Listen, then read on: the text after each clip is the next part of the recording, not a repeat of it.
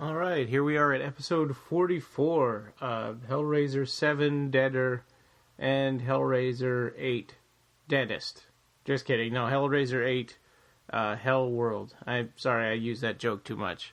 Anyway, so this was cool. We were joined. It was me and Jose, and we were joined by Max from the Pyramid Gallery and Mark Buckle from the Labyrinth website. So, it was a lot of fun talking about these horrible movies. I mean, we joked around a lot. Honestly, I've sort of been dreading this whole series of these Hellraiser sequels because they get worse each time, pretty much, with some exceptions. But anyway, hope you enjoy. This was, the next one is the scariest of them all, so stay tuned for that as well later, in a couple of weeks. Hellraiser Revelations. Ugh.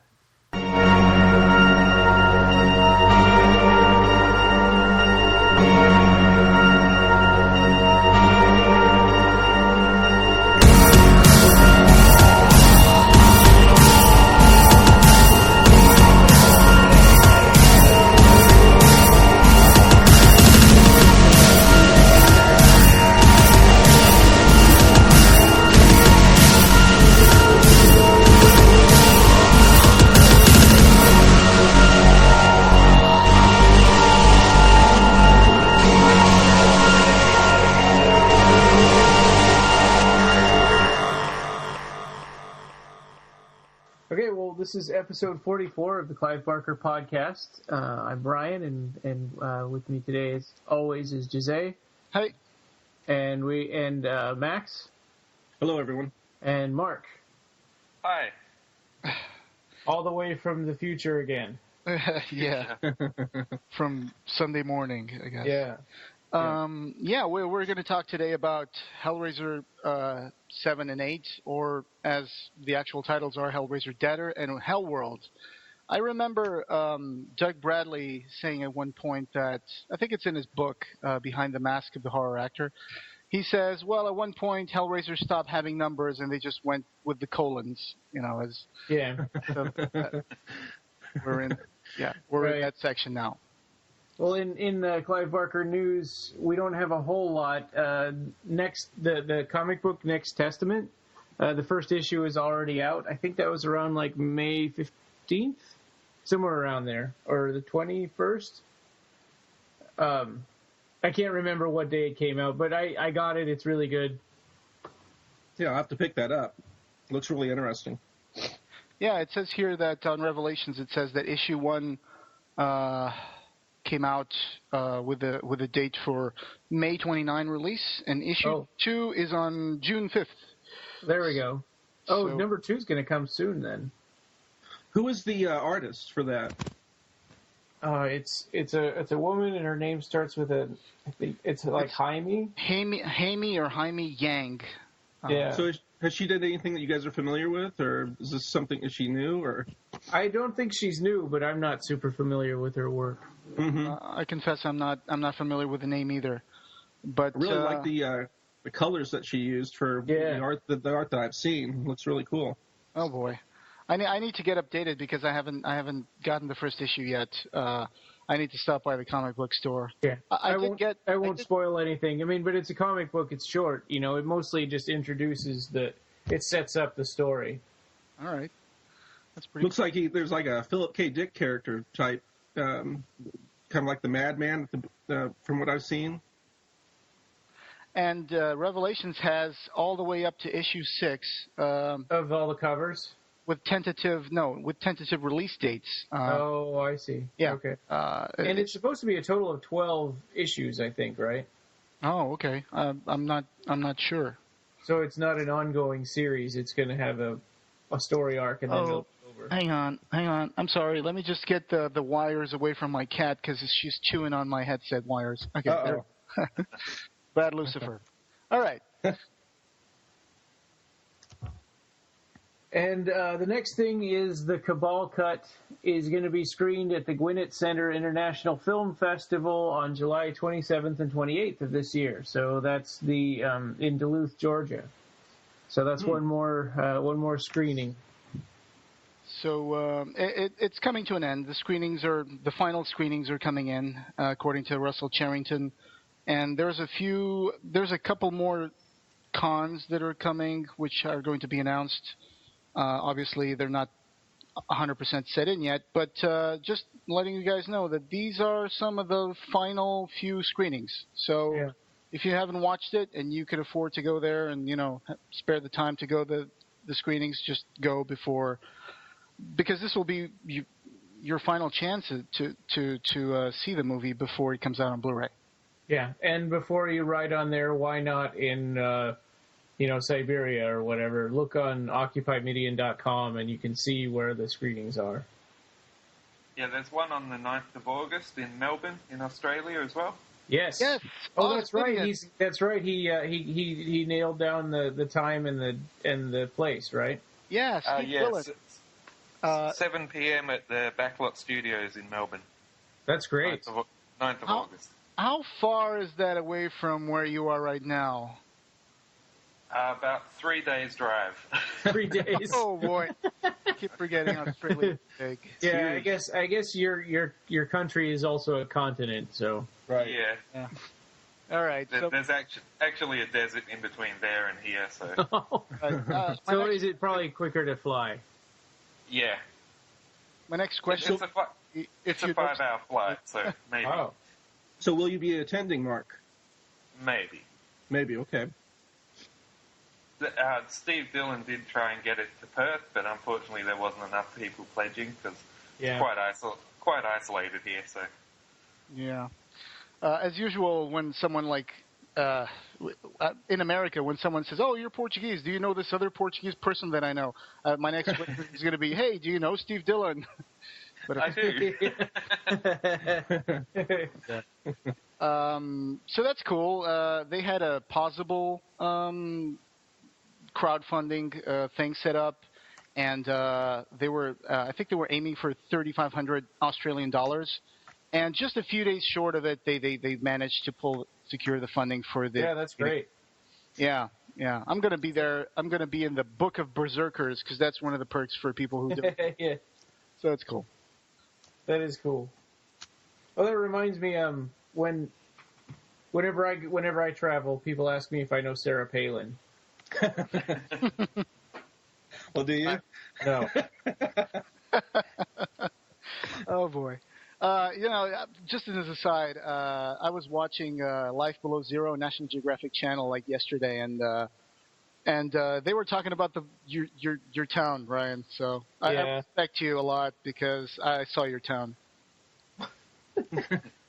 We don't have a water park, unfortunately. No. So should we go on to Hellraiser DEADER? Sure. So strange movie. 2005 by Rick Boda. This was filmed in Romania, right? Back to back with the next Hellraiser movie, Hellworld. It was shot on Bucharest, Romania. Yeah. And it follows a character, Amy Klein, who's a reporter that smokes constantly, and she likes to sort of embed herself with scum and stuff and drug dealers and do exposés.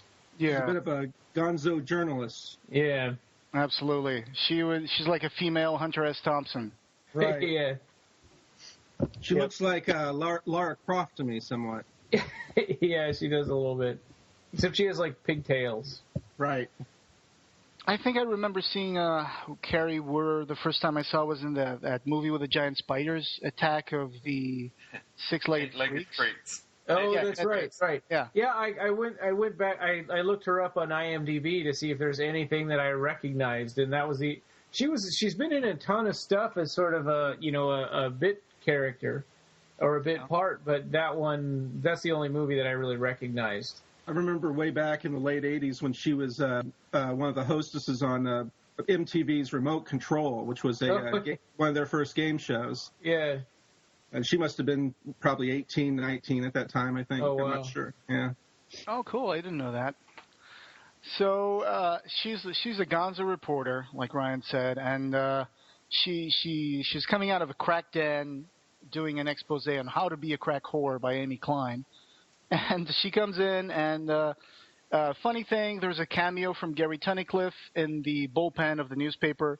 There's like this guy says, hey, Amy, why don't you show me what you learn? And she like... Oh, that's him? Yeah, that's him. Yeah, I didn't realize. Yeah. That's Gary. Now, is this supposed to be... Is that office supposed to be like in London or New York or for the story purposes? Where is her office at? I thought it was supposed to be in London. Mm-hmm. But yeah, everybody had a British accent, so. Yeah, and you could tell that a lot of the people weren't talking because they're probably like Romanian extras. Mm-hmm. Yeah. There's a few Romanian actresses in both movies. Yeah. And just a little aside about the production of this is that Hellraiser Deader and Hellworld were shot back-to-back in Bucharest, Romania, but also Prophecy Uprising and the other one. They did like 4 movies, or even 5, because I think they also did Pumpkinhead, a sequel for Pumpkinhead in Bucharest, Romania. Yeah, and I think that some of the actors in Hellraiser Prophecy show up in Hellraiser Deader and Hellworld. So we'll get to that later. I mean, Doug Bradley's in a Prophecy film, one of these sequels. Oh, is that where the same time he filmed these 2 movies? Yes. I think he plays like a policeman or a security guy who gets possessed by Lucifer, I think. So did they just sort of do a mashup shooting of all of them all at once and then put it all together? Or did they... I guess. Okay, now we're doing this movie, or... Well, there were different productions, of course, but I guess they overlapped resources and actors for all these movies. Yeah, I mean, because it's not like Doug Bradley's going to live in Romania for, a year and a half. Right. I read that Bucharest was the most inexpensive place on earth to shoot a film. Mm-hmm. So it might explain something. Yeah. Yeah, So at least in Hellraiser Deader, they don't pretend that it's somewhere else because right away she gets a video, or her boss shows her a videotape. Yeah. Of a ritual where they make someone kill themselves and then they come back to life, and so and the story is in Romania, in Bucharest, right? Yes, her editor shows her a videotape. He goes like very secretive, like, there's something I want to show you, but just hear me out. Look this through. And it's some woman, and of course, spoilers, it's some woman pointing a gun to her head and reciting some kind of prayer. And then she shoots herself. It's like a snuff film. And all of a sudden, this mysterious guy in a white coat, he shows up and he breathes life back into that woman, and she comes back to life. Yeah. And it's a strange kind of videotape because it's full of intercuts and editing and zooming in, zooming out. It's like slow motion too. Yeah, in slow motion. So, and he says, "Do you want to check out these guys? Have you ever heard of the Deaders?" And she says, "Oh, okay, I'll do it because what the hell." Yeah, and it's weird how this boss character is sort of he's almost like a demonic figure because he sends her down this path that, destroys her. And he doesn't seem to feel bad about it. Yeah, he just moves on, spoiler for the end of the movie. The last scene, he just moves on with a new woman, so. Yeah, it's crazy. We do get this kind of like vibe that they have a history together. Like there's a picture of the two of them, like on a desk, like her editor and herself, Amy. Yeah. There's a picture of them like on the desk of the guy, and he talks to her like he's talking to an old friend. And then near the end, like you said, Max, there's another lovely looking lady that comes in, and she goes like, "Oh, well, I got a tape I'd like to show you." Yeah, crazy. I mean, but he seems concerned for her, but not enough to make her stop doing what she's doing. So is he a servant of Leviathan, or is he a servant of Winter? I could see him as a kind of a puzzle guardian kind of figure. Yeah. I thought about that. I was going to ask that. I was wondering if he was just a jerk. I didn't. Right. I didn't think about that. There's a definite possibility too. Yeah. Yeah. Well, his newspaper obviously isn't doing too well because I noticed that he had the VHS and it was 2005. I noticed that too. That's a good point. So she flies to Bucharest to find out more about the Deaders and the lady who sent that tape, which was Marla. And allegedly this Marla was supposed to be like one of the Deaders, and she was like the chronicler of the cult. And so, you know, Bucharest is a beautiful city, I'll have to say. You know, I love the locations they used for this film. Yeah. A lot of the plot, to me, to be honest, I fell asleep during part of the movie. but still, a lot of the plot doesn't make sense to me. Marla is her name. She keeps repeating, "Only he can bring you back." Yeah. What is she talking about? She's talking about Winter. He was the only one who had the power to resurrect someone after being dead. Yeah, but she said only, like, her last dying thing that she said was, "Only he can bring you back," and he was in pieces. Yeah, they have the all shot over of the floor.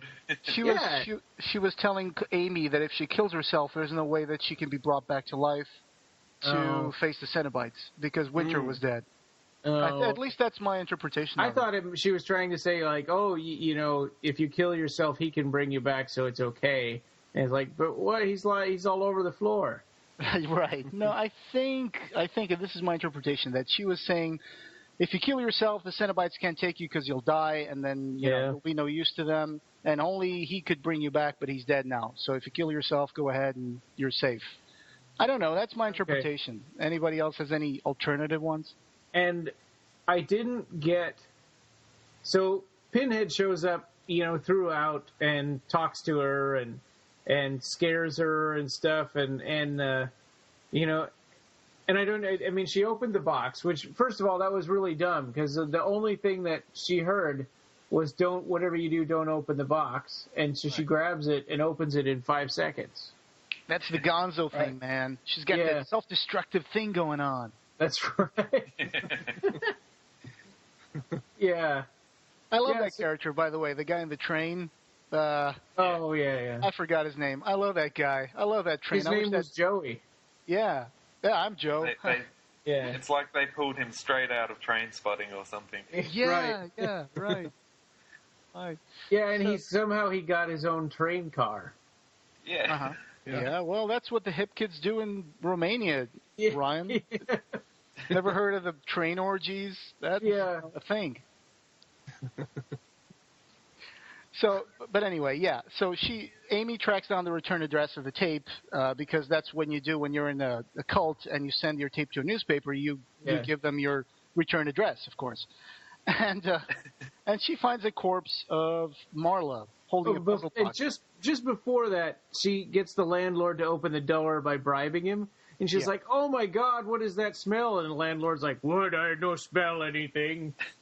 Yeah, I think it's supposed to mean that the landlord smelled worse than the smell of rotting flesh. I guess. But anyway, she goes in, and I really enjoy this scene, even though the movie's a complete turkey. But I really enjoy this scene where she goes into the house, and, you know, the sets are great. The movies, Hellraiser, Deader, and Hellworld, technically are pretty good. I mean, the direction is okay. The visuals are fine. The special effects are great. And then she finds Marla, like sitting in a bathroom, like hanged herself on like a wire. Yeah, like a wire. She hanged herself on the pipes of the bathroom or something, and she's holding in her hand with rigor mortis. She's holding the Hellraiser box, the Lament configuration. The mystery box. Yeah, mystery box. I'm sorry. The mystery box. And of course, all the while you're thinking, okay, when is she going to jump up and scare her? When is she going to jump up? And she's like, she has to get the box, and then you see flies coming out of her face and stuff. And and then she tries to get it, but she drops, or there's an envelope too.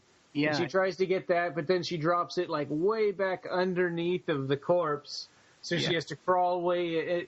They drag that jump scare scene out for a long time, and it doesn't happen until she's walking away.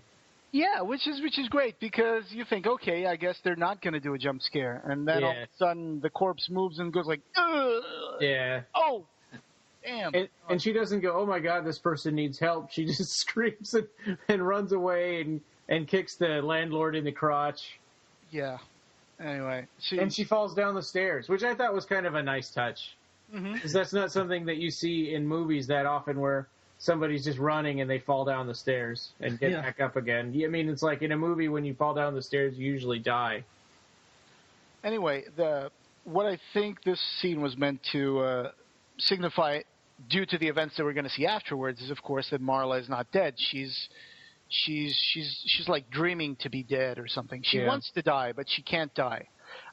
If there is earlier draft, or should I say a complete alternate draft of this film, Hellraiser Deader, which was just called Deader by Neil Marshall Stevens, who was the guy who sold his original script to Miramax.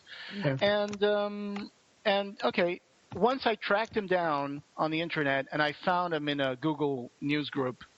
And I did contact him about this, and I was like, hey, where can I find a copy of the original script? And then, of course, someone said, why don't you ask Neil? And then Neil showed up in the conversation. He was like, I do, well, being Marshall Stevens, obviously I have access to every version of the screenplay, and believe me, there were plenty of them. Unfortunately, while I possess them all, as I have explained to others, I do not own any of them. That's what happens when you as a screenwriter sell your work. You sell all the rights, and you no longer own any of them. And that includes the right to make copies of what was once your script and distribute them. The rights to Deader, all the rights for all time throughout the universe, are the property of Dimension. They're the ones who decided to turn my script, for whatever reason, into a direct-to-video Hellraiser sequel, which still hasn't been released.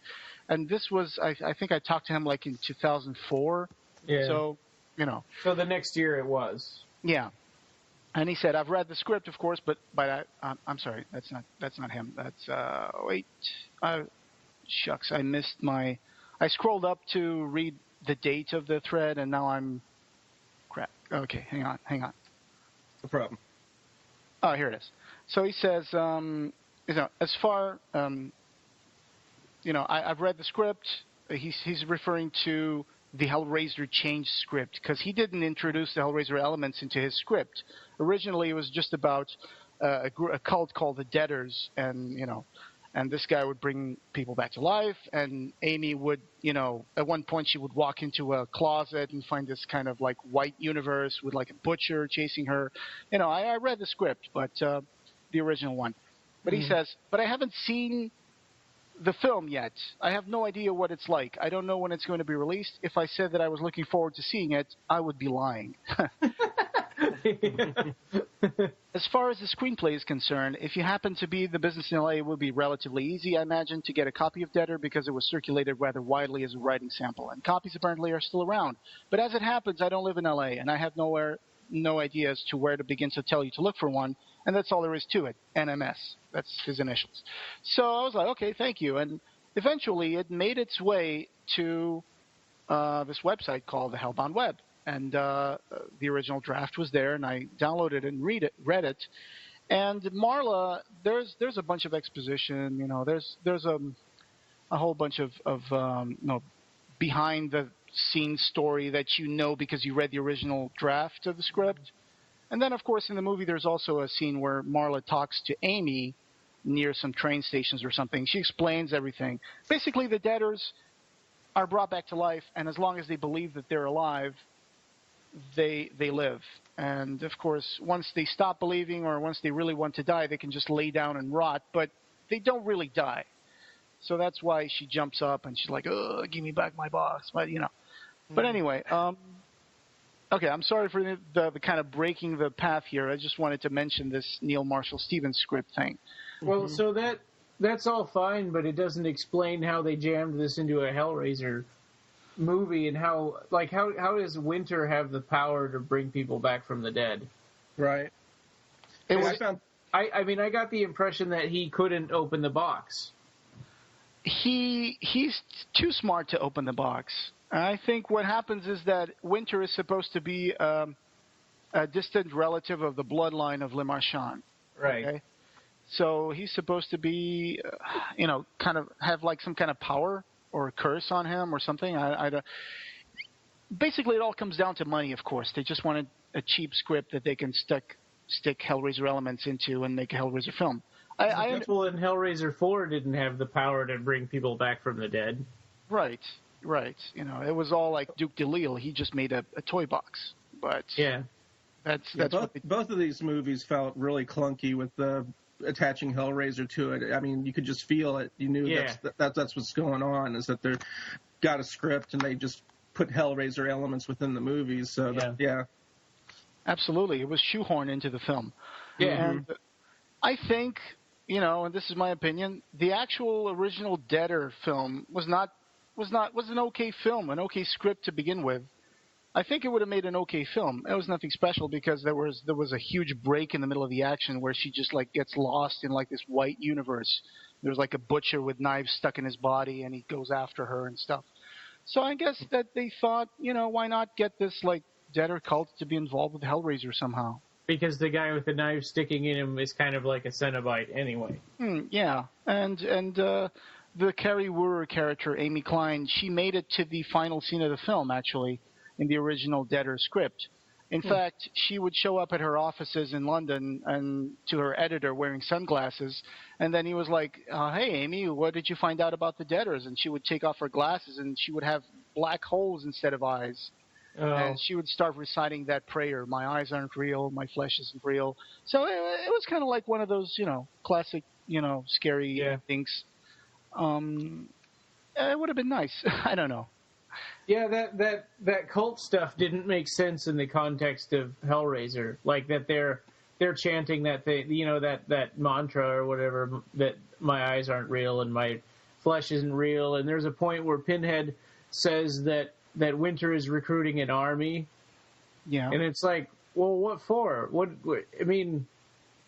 does he need all those people for? It wasn't to fight Pinhead because they did a terrible job. They really don't explain it, but if anybody has any explanation, go ahead. Yeah. I just hated how... Go ahead, Mike. I was just saying, none here, no explanation here. I mean, the movie was nonsense, a lot of it, but right when she opened the box and then she met Pinhead and he was talking to her for a little bit, I fell asleep then for about maybe 5 or 10 minutes. So I may have missed some things that were important. I don't know. Well, my better half isn't a Hellraiser fan or even really likes horror movies, but she'll sit there and watch them with me. And we watched it last night, and by the end of it, she said, well, this movie would have been okay if it wasn't for the guys with the pins in his head. I said, yeah, you're right. Yeah. I have... my own opinion on what you asked, Ryan. I have an opinion. This is not said in the film at all. This is just my interpretation. But being a relative of Le Marchand's family, I could imagine that Winter's purpose was build an army to fight the Cenobites or something. He maybe he thought he could have someone open the box without any damage to himself, and then have this army of zombies he could use to attack the Cenobites? I don't know. It really doesn't make a lot of sense. Yeah, and he was he came off as an evil character though. I mean, he was a user, and he made all these people go through this process that he was too scared to do himself. Right. I imagine that Amy was not the first one to try to open the box, at least from the Deaders. They wanted to make her one of them, and kind of turn her into one of. It's like Winter kind of owned these people after he brought them back to life, like he got their souls or something. Yeah. So, and I kind of at first had thought that somehow. I was wondering that maybe, when you open the box and then the Cenobites come to torture you, you have sort of this unnatural capacity to stay alive so that the Cenobites can torture you beyond what a person could normally take. Mm-hmm. So that's what I was thinking. I wonder if that's what's happening to these people. They open the box and they, then they're sort of living dead because they're supposed to be in hell. Yeah. I remember when this movie was about to come out and people were saying, oh, I hear it involves this cult called the Deaders and it involves the box and solving the box. And some people in some forums were like, you guess they kill themselves and then they open the box and spill like blood on a mattress and bring these people back or something. Oh, yeah. And I was like, yeah, I could see that. But then it turns out it's not like that at all. I would imagine that would have been better, but it wouldn't have been very good. But right.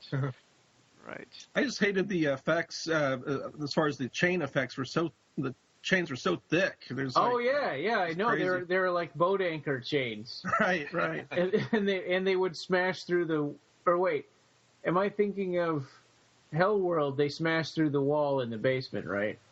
No, Deader. No, that's Deader. That was in Deader. Yeah, when they stuck on Winter. They make this great hole in the center of all the Deaders, and then Joey looks down to his hole and goes like, "Oh shit!" and he falls.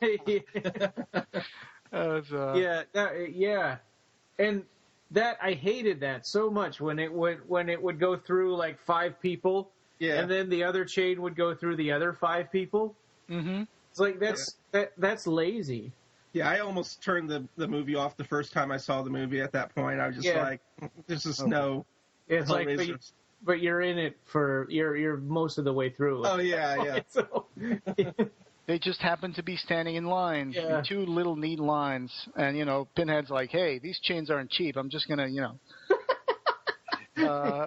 But one thing that I guess I'm not alone in this, hopefully, and I was gonna say that I wish I could see if there are going to be any more Hellraiser films in the future.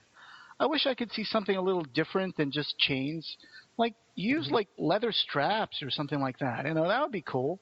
Leather straps. Well, and it doesn't have to be Pinhead. I mean, no offense to Doug Bradley, but Hellraiser would be fresh and new if they used the mythology, but they don't feel like they have to use a character, like a central character. Yeah. Or, they could, like, stick to some of the standing mythology and have like a different kind of version of Pinhead with another person or something. I don't know. I'm not trying to be a Philistine or, I'm not trying to, be sacrilegious to all the people who like, Hellraiser to the core. I think, the comics have made it clear that there's like these entities that possess different people over time to create their own period versions of Pinhead.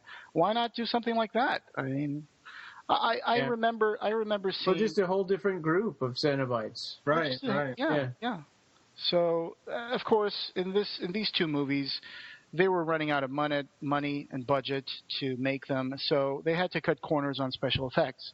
One of the things they did in this film, and you might have noticed it, is that all the Cenobites have the same suit.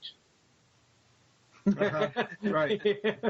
And basically Pinhead's chest piece is just painted black and applied to all the other Cenobites. Oh. Yeah, and the other Cenobites were purposely like really obscured. I mean, more than any other movie that I've seen, any other Hellraiser movie that I've seen, they were hidden and not shown much. Mm-hmm.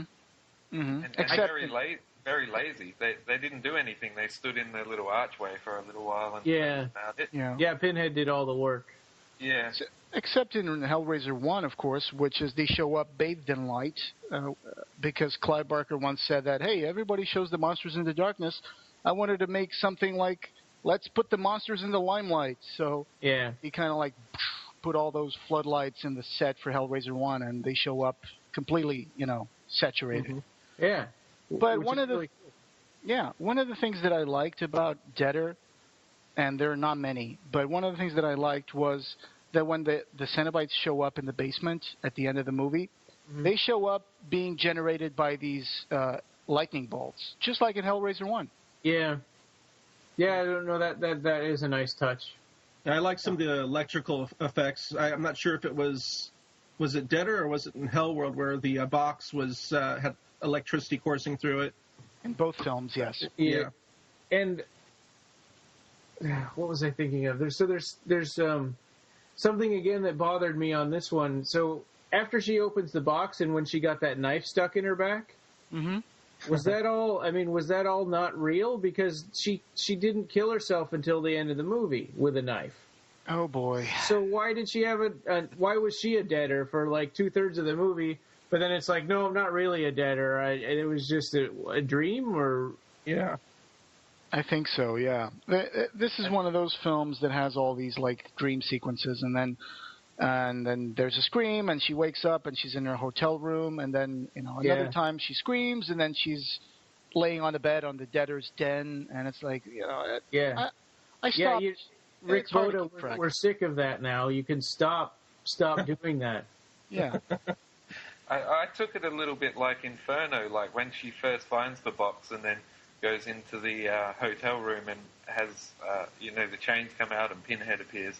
I took it as that was when she opened the box, and for the rest of the movie she's been in hell, and these are all visions and things like that. Yeah, but then for some reason by the end of the movie, then she wasn't in hell anymore.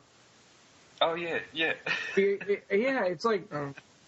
I mean, all the other movies, at least they sort of explained that, and this movie's got a lot of weird holes in the plot that they aren't like things that it's like they just stuff they didn't bother to explain. Yeah. Yep.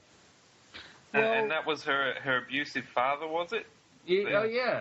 And did black and white scenes? So as a little girl, did she really stab her father with a knife, or was that her like confronting her fear right now, or both?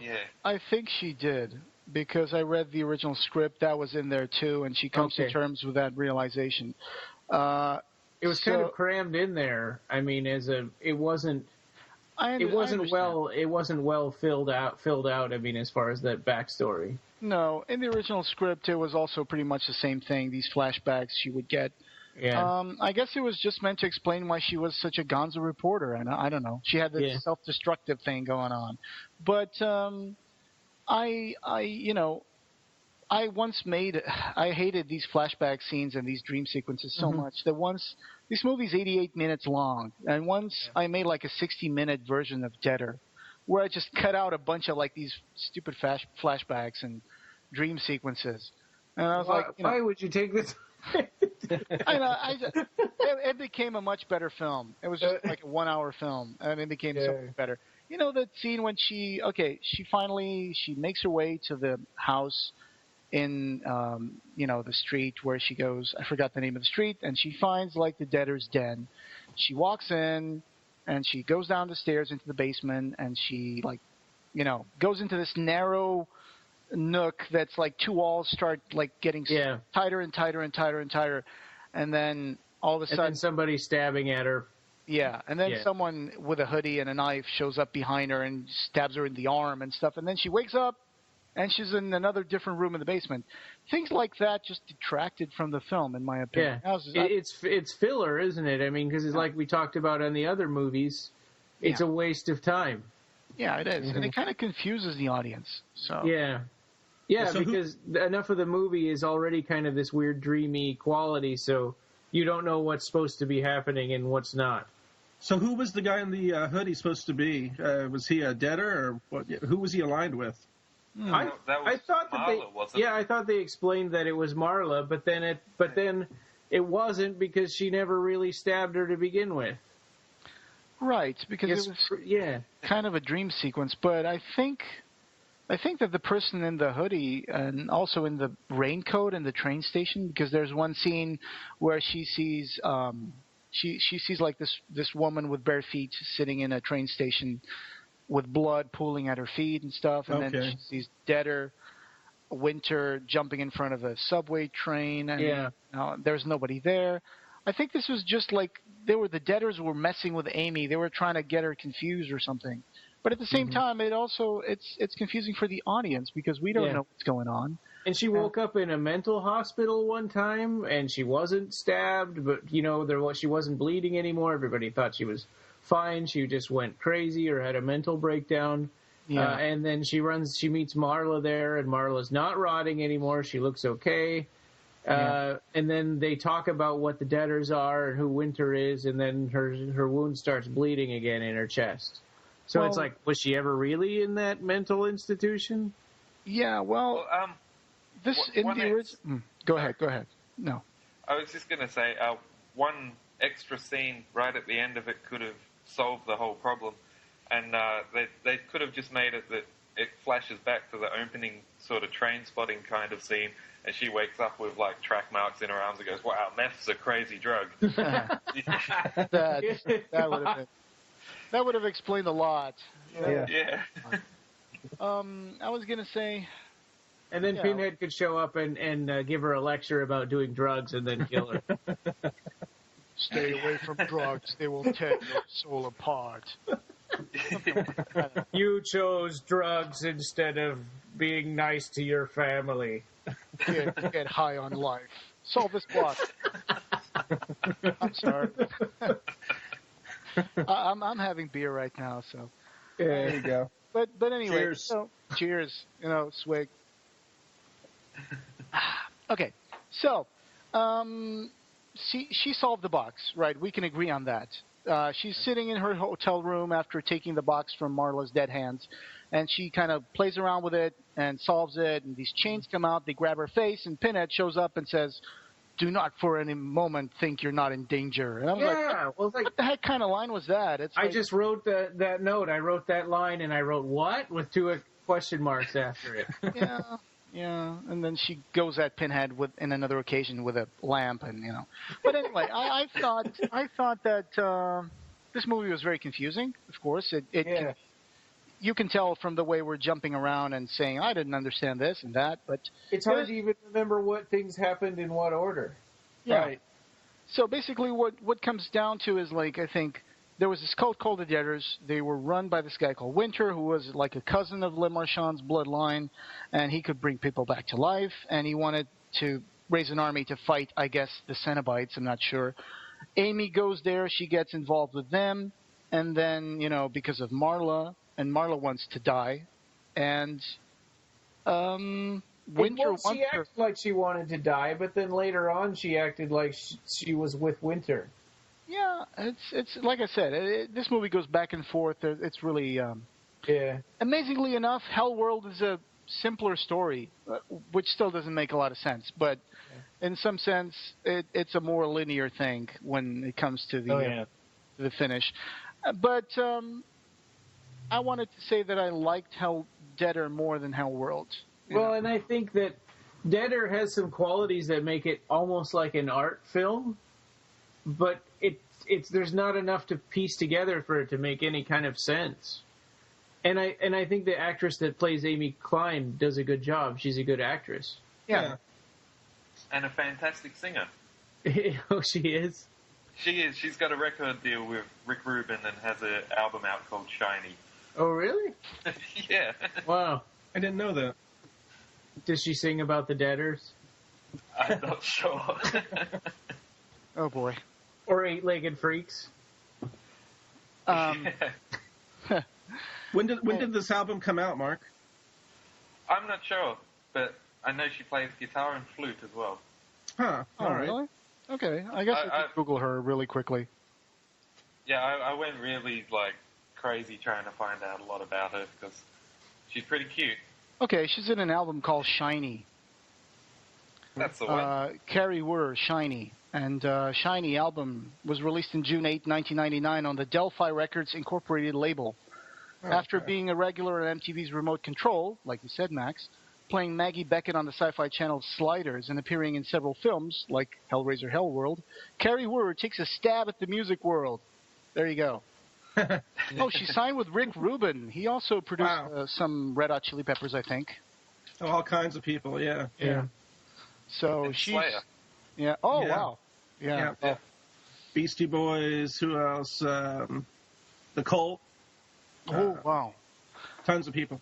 So Kerry was going through a divorce at the time of this recording and consequently came up with a personal and emotional album, Shiny Music. Okay. So there you go. My Google. I have to look for those YouTube videos here. Yeah.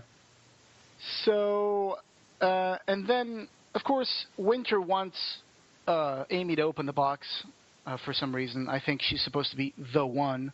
And that's another thing that's not really explained very well. It's like, because opening the box, she does open the box, right? And it ruins it for Winter and everybody around him.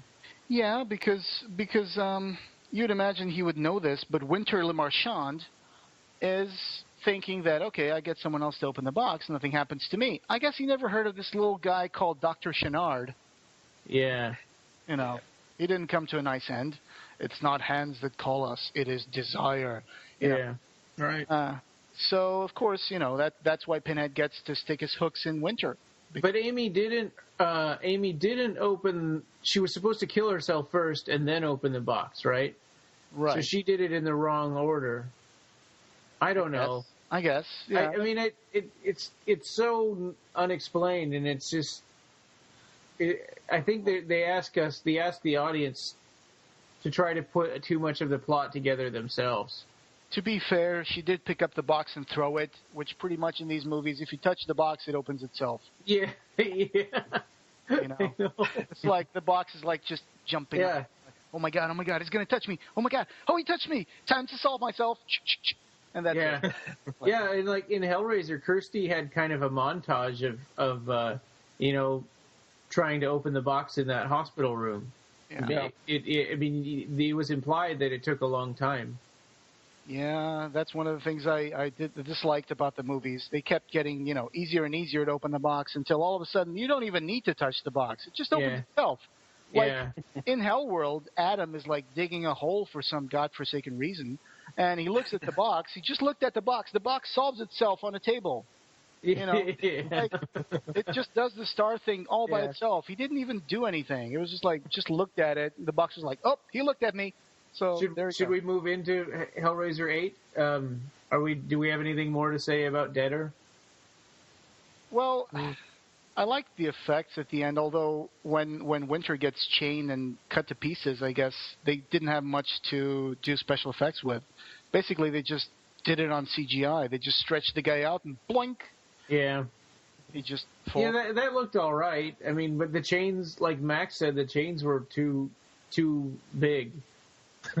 I think even when Amy opened the box in her hotel room, the chains were huge coming out of the box. Yeah. I was like, how are those chains even coming out of that small box? That's like 3 by 3 inches. Those chains looked like they were mooring the Titanic. But you know, and then I think Pinhead should have said something after you know, tearing Winter apart. He should have said something like "Rest in pieces." Yeah. Well, that's more of a Hellworld thing for him to say. Yeah. So and then, of course, she kills herself because she doesn't want to get taken by Pinhead and the Cenobites. And she says, I'd rather, you know... kind of reminded me of the scene with Kirsty in Hellbound when she throws a sheet over the candles and says, I'd rather burn, to Frank. Yeah. And though Amy kind of picks up the box and says, you know, just throws the box away. And Pinhead, for some reason, screams, no! I was like, why is Pinhead screaming? That's so out of character. And I'm glad he understands the implications of her, you know, rolling the box across the floor, because none of us do.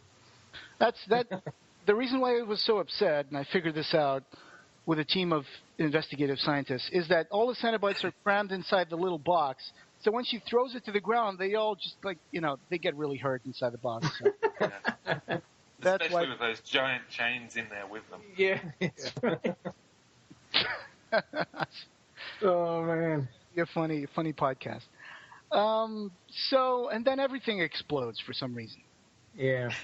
Which basically, because again, budget reasons, Jameson Goey, who was the special effects supervisor and artist for this film, and Hellworld? Deadest.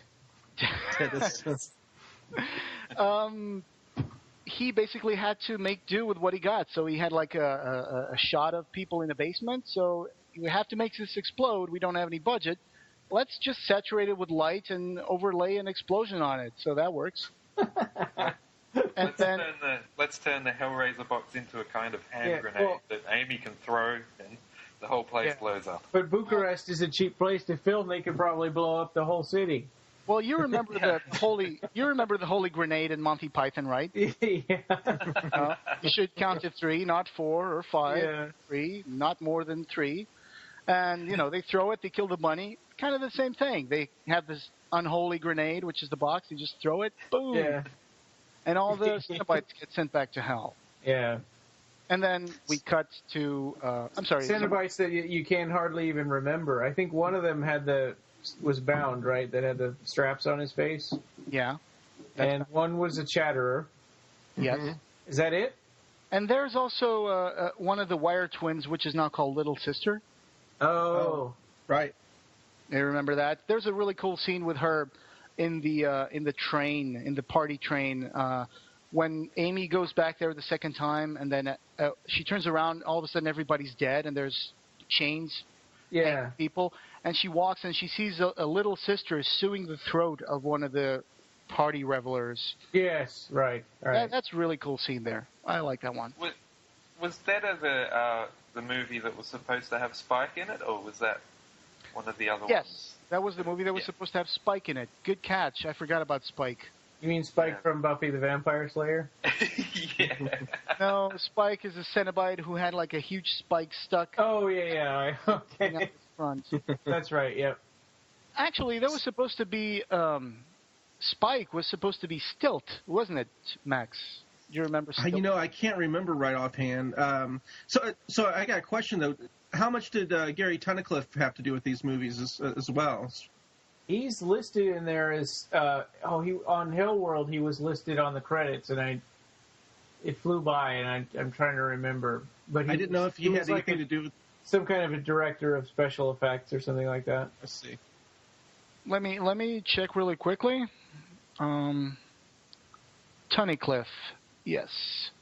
I think he was with Deader. He made a cameo appearance, so he appeared as an actor, and he did the special effects. He also did like a world record of applying Pinhead's makeup under an hour when he was filming Deader. Yeah.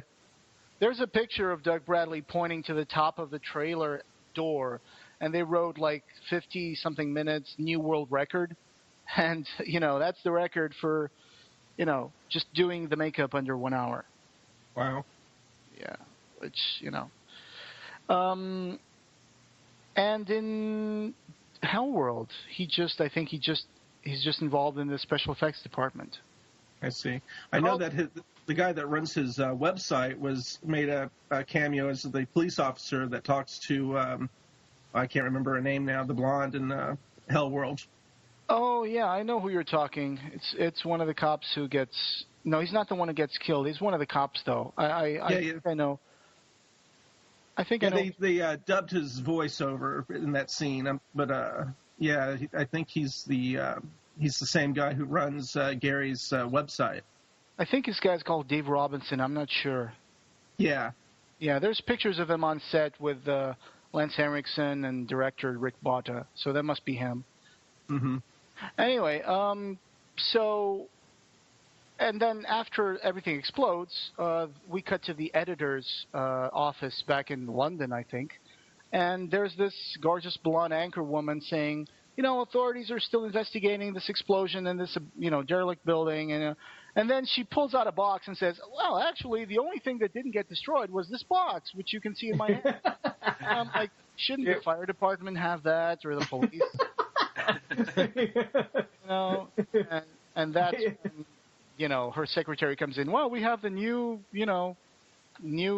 trainee. Like, yeah, your 3 o'clock appointment is here.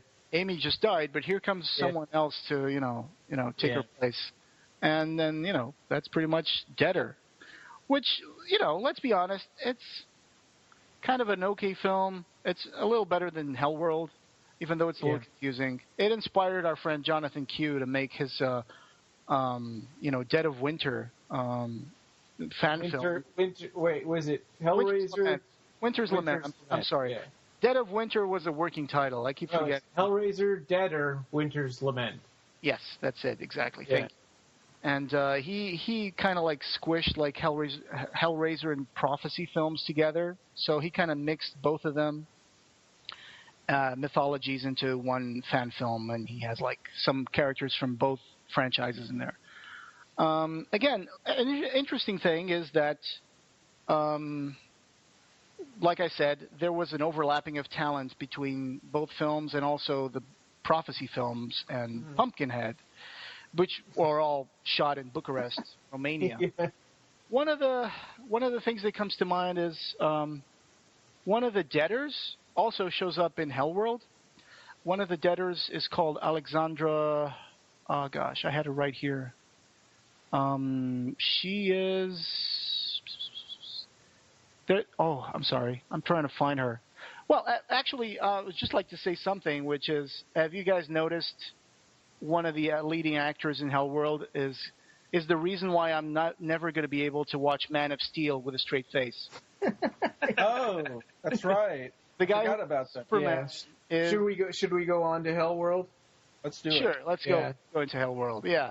Or, reasons why I'm never going to be able to watch Man of Steel with a straight face.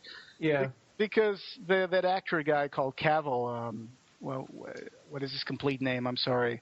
I'm not a big Superman geek. Hellraiser Debtor.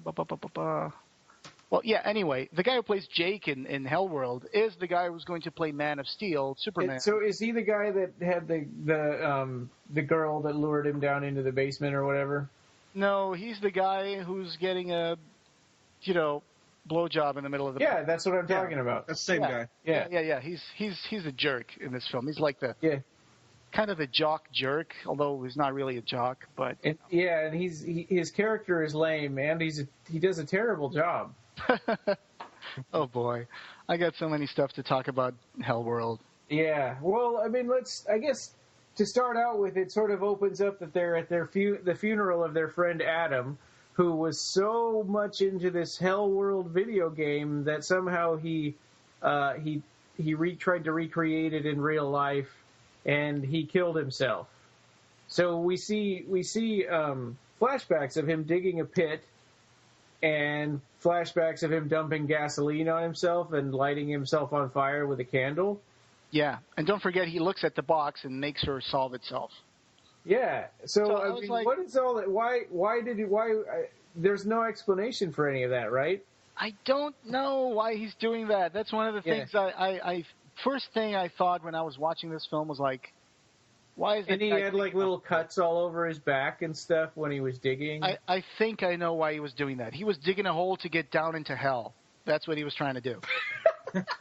Yeah, almost there. Like, Pinhead, baby, I'm coming. Somebody cancelled his subscription to World of Warcraft. You mean Hellworld of Warcraft? Hellworld, yeah. And the graphics on Hellworld were pretty much equivalent to like World of Warcraft anyway. Almost the exact same game. Oh, you got the wall crawler coming after you, and I'm like, Spidey? The wall crawler. Yeah. Yeah. Oh my God! And clicking the little buttons on the box to open it. That was the worst video game I've ever seen. I know. And who was the person back in the Hellbound days that was standing there recording Pinhead's voice for the website? That's what I want to know.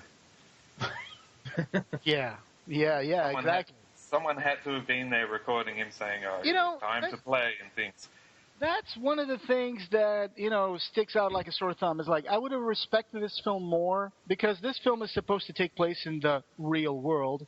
Where Hellraiser movies are movies. Hellraiser movies are movies, and there's a whole mythology, and there's a whole, like, gaming thing going on with kids, and, And it's like, okay, well, I could see, like, them trying to say, well, but it was still based on real things, like a real mythology. It's kind of like Wes Craven's New Nightmare, where they gave a lot more importance to the Nightmare on Elm Street movies than they really had. Yeah.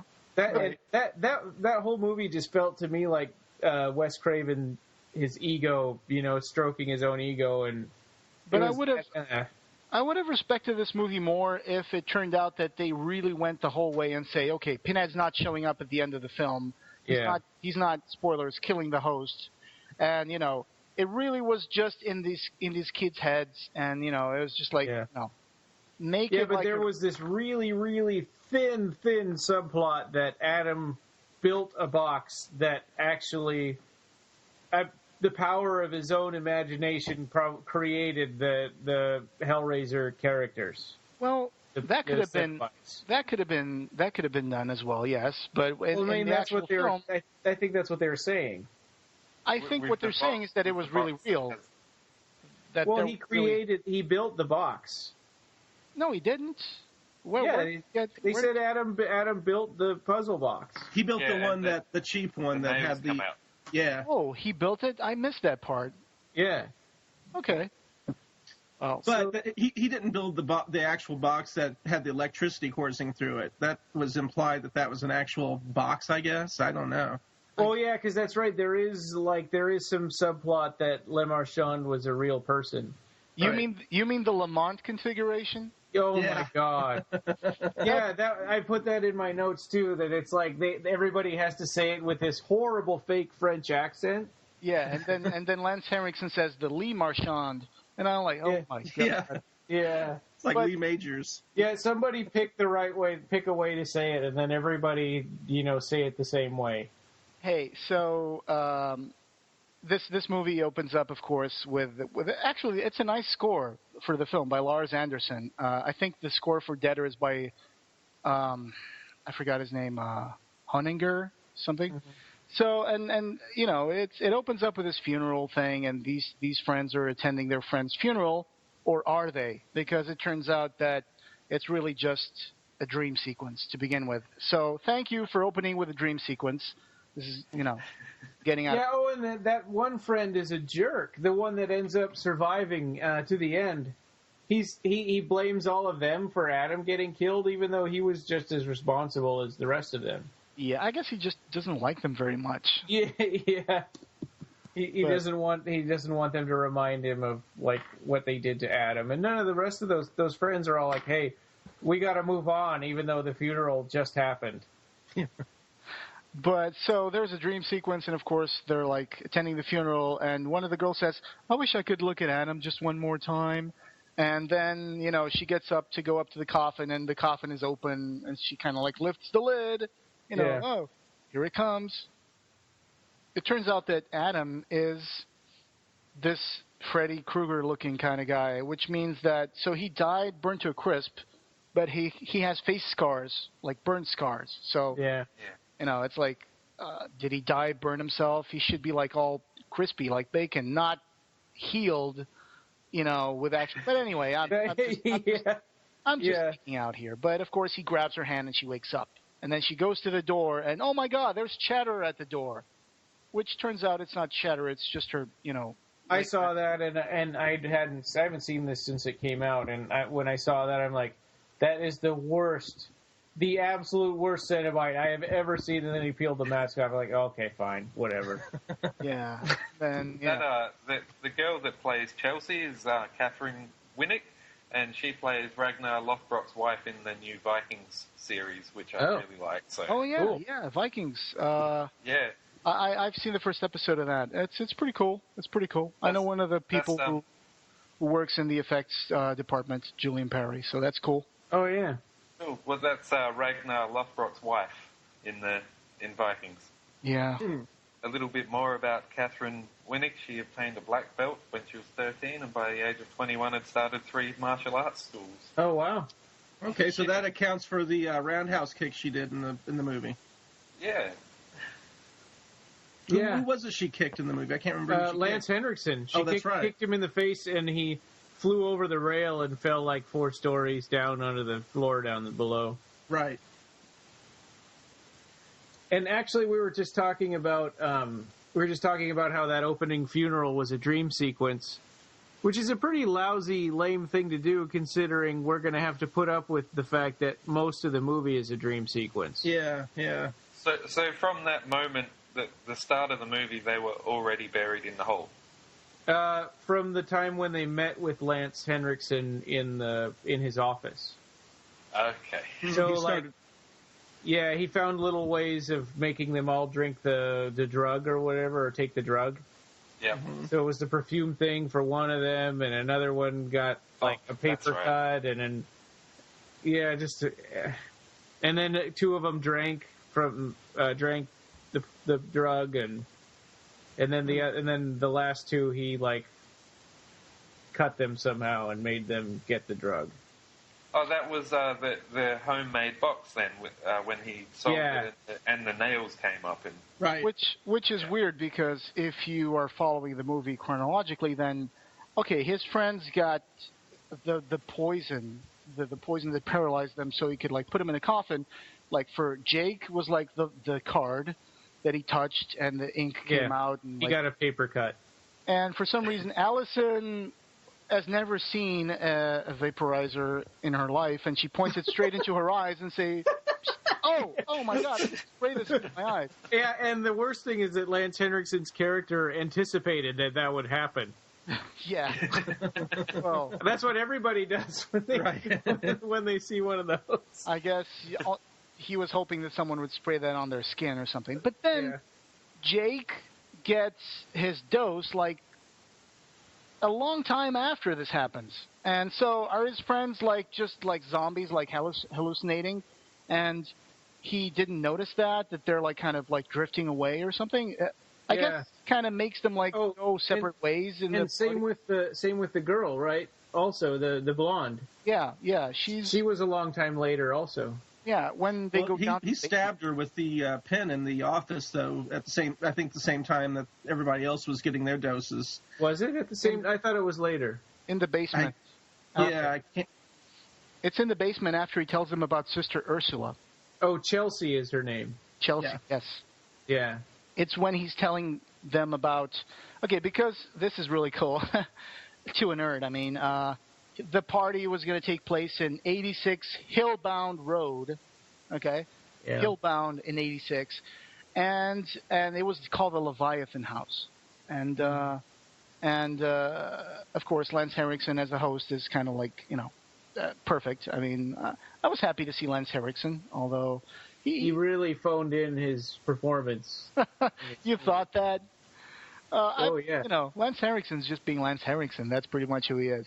But I thought he looked kind of like creepy and badass, except for the scene where he's like shows up and says "boo." Just like scares them while they're coming out of the house. Yeah. But I thought it was okay. But yeah. And when you know the plot of the movie and you're watching it a second time, it really, really doesn't stand up. I mean, like. When you're imagining him whispering into the telephones, like these suggestions of the things that are happening, it's like, would he really be telling this guy that, or, when Pinhead chops off the guy's head and then Pinhead says, this is only the beginning. Like, why is this guy's suggestion still happening after he's dead? I don't know. That's a good point, though. That is a good point. I was more, peeved off at other things that they put in the movie. Like, okay, so they go to this party and everybody gets to wear a mask and get a cell phone. Yeah. And, okay, so I could see how that could be able to work. But the masks have numbers on them, but then the phones are just like regular phones. They don't have any identifying marks, and they're all in the same shelf. So you just pick up the phone. And you're supposed to send someone a text for them, but how can someone send a text to you? Because all the phones don't have numbers on them. How do you know you got the right phone for the right mask? And they say the person's name on the screen when they call you. Yeah, but then, of course, that can be a dream sequence, but we don't know. Yeah. Well, and it was also kind of crazy to me that by the time they got there, that there were all these people at the party. If I were Lance Henriksen, I would have just faked the party. Why invite all those people? You could just say, oh, you're a little early. Nobody else has arrived yet. I guess he just wanted to... He really wanted to have a real party, I guess. Yeah, at the end when he's talking to the police, he's saying, or when he's talking to them, to the surviving two, he says, after that I just went back in and enjoyed myself at the party. I figured, why not? After he just, buried like 4 people in the ground, I'm just going to go back into the party and enjoy myself. Yeah, and that was another thing. So none of them, that was a sequence that didn't involve any of the characters. Right. So what was really happening there? I think it was... Did the police really show up? I guess they did. They did. They just didn't see her because... She wasn't really at the window because she was buried underground. Which begs the question, was she calling the police from her coffin? don't Well, even... actually, they explain it at the end. It was Adam's ghost that called the police. Yes, from her phone, which was in the house, and somehow the signal linked back to the burial site of the coffins.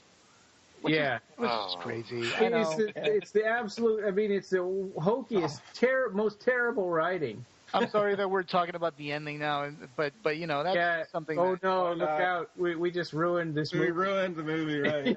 Yeah. They didn't ruin it by making it. One of the things I really enjoyed was the Hellraiser Museum. I hope to have a room like that one day. Yeah. I just want to say that. I really enjoyed it. The portrait of Le Marchand, which is hanging on the wall, is a really bad copy of another portrait that's in it's like Experiment with the Air Pump, which is this old painting from the Victorian era, and they have the scientist who looks just like that Le Marchand in the portrait, and he's performing an experiment on a bird inside an air pump. He's creating a vacuum, and the bird is inside a glass jar. And, you got two little girls looking away, putting their faces in their hands like, oh, no, the poor bird. So it's kind of a creepy picture, but, I just wanted to say that portrait of Le Marchand in Hellworld comes from this portrait, which is in the, London Gallery or something, of an experiment with the air pump. Maybe you can post that to the page. I'll send you guys a link to this. And I like that tarot card deck that they're messing around with there. I mean, the letter with Pinhead, the card. I think I could go for a tarot card like that.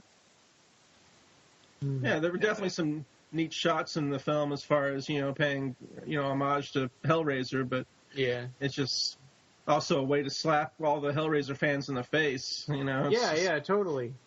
This shouldn't have been a Hellraiser movie to begin with. Especially Catherine Winnick, like Chelsea, keeps going oh, come on, we're not children anymore. We grow out of this Hellworld thing. And I'm like, screw you. I have respect for the franchise. Thank you. Yeah. Oh, and there was a scene where, so Chelsea's running around away. She's noticed that her friends are dead, and she's running around, and she's terrified and stuff. And she takes a moment one time, and she goes, "Come to the party, come to the party." Yeah. And it's like, oh my God, all your friends are dead. I know. I have that in my notes too. Oh gosh. By the way, at the 37-minute mark, when Jake walks into the room and nobody can hear him, the barman in that scene is Carl Dupre, who wrote the screen for this movie. Yeah. Now we know what he looks like, so if we see him on the street. Yeah. You can give him a piece of your mind, Yeah. But anyway, other cheesy moments were when Lance Henriksen says, "You guys want a drink? This is booze from my family's private stock." And I'm like, that's like bourbon you're giving them. What do you mean your family's stock? You have a whiskey vat on your grandpa's farm or something? I'm like... Yeah.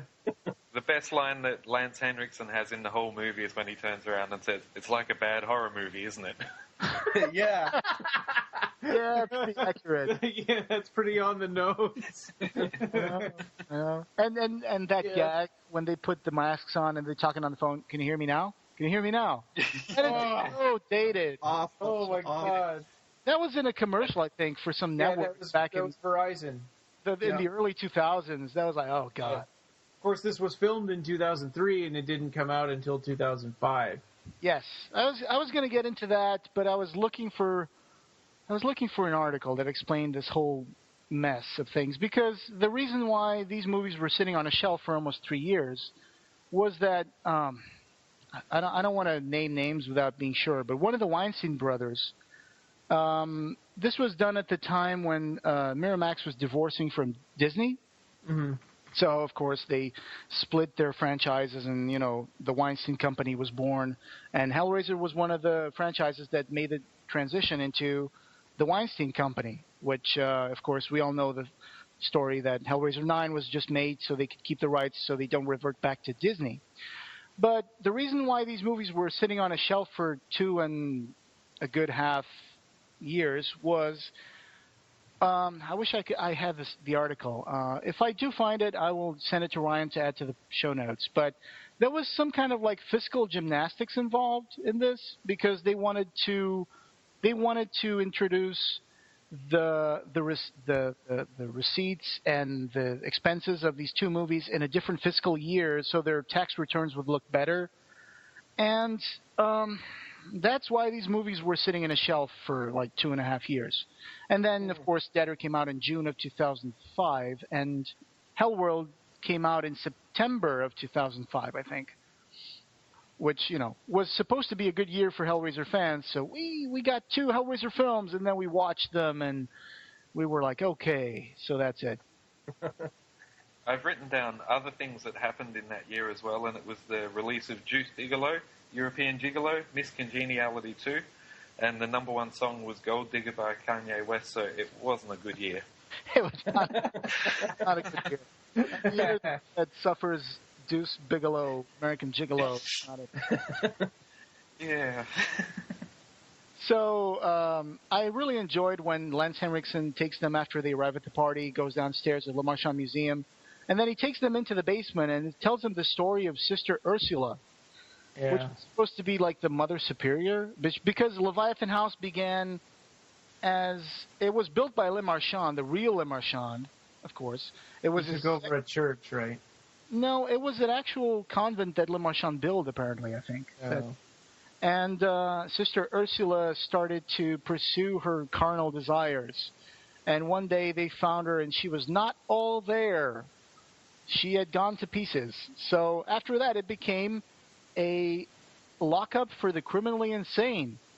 One day, after everybody left, the team locked themselves up in an operating theater, injected themselves with anesthetic, and started operating on themselves.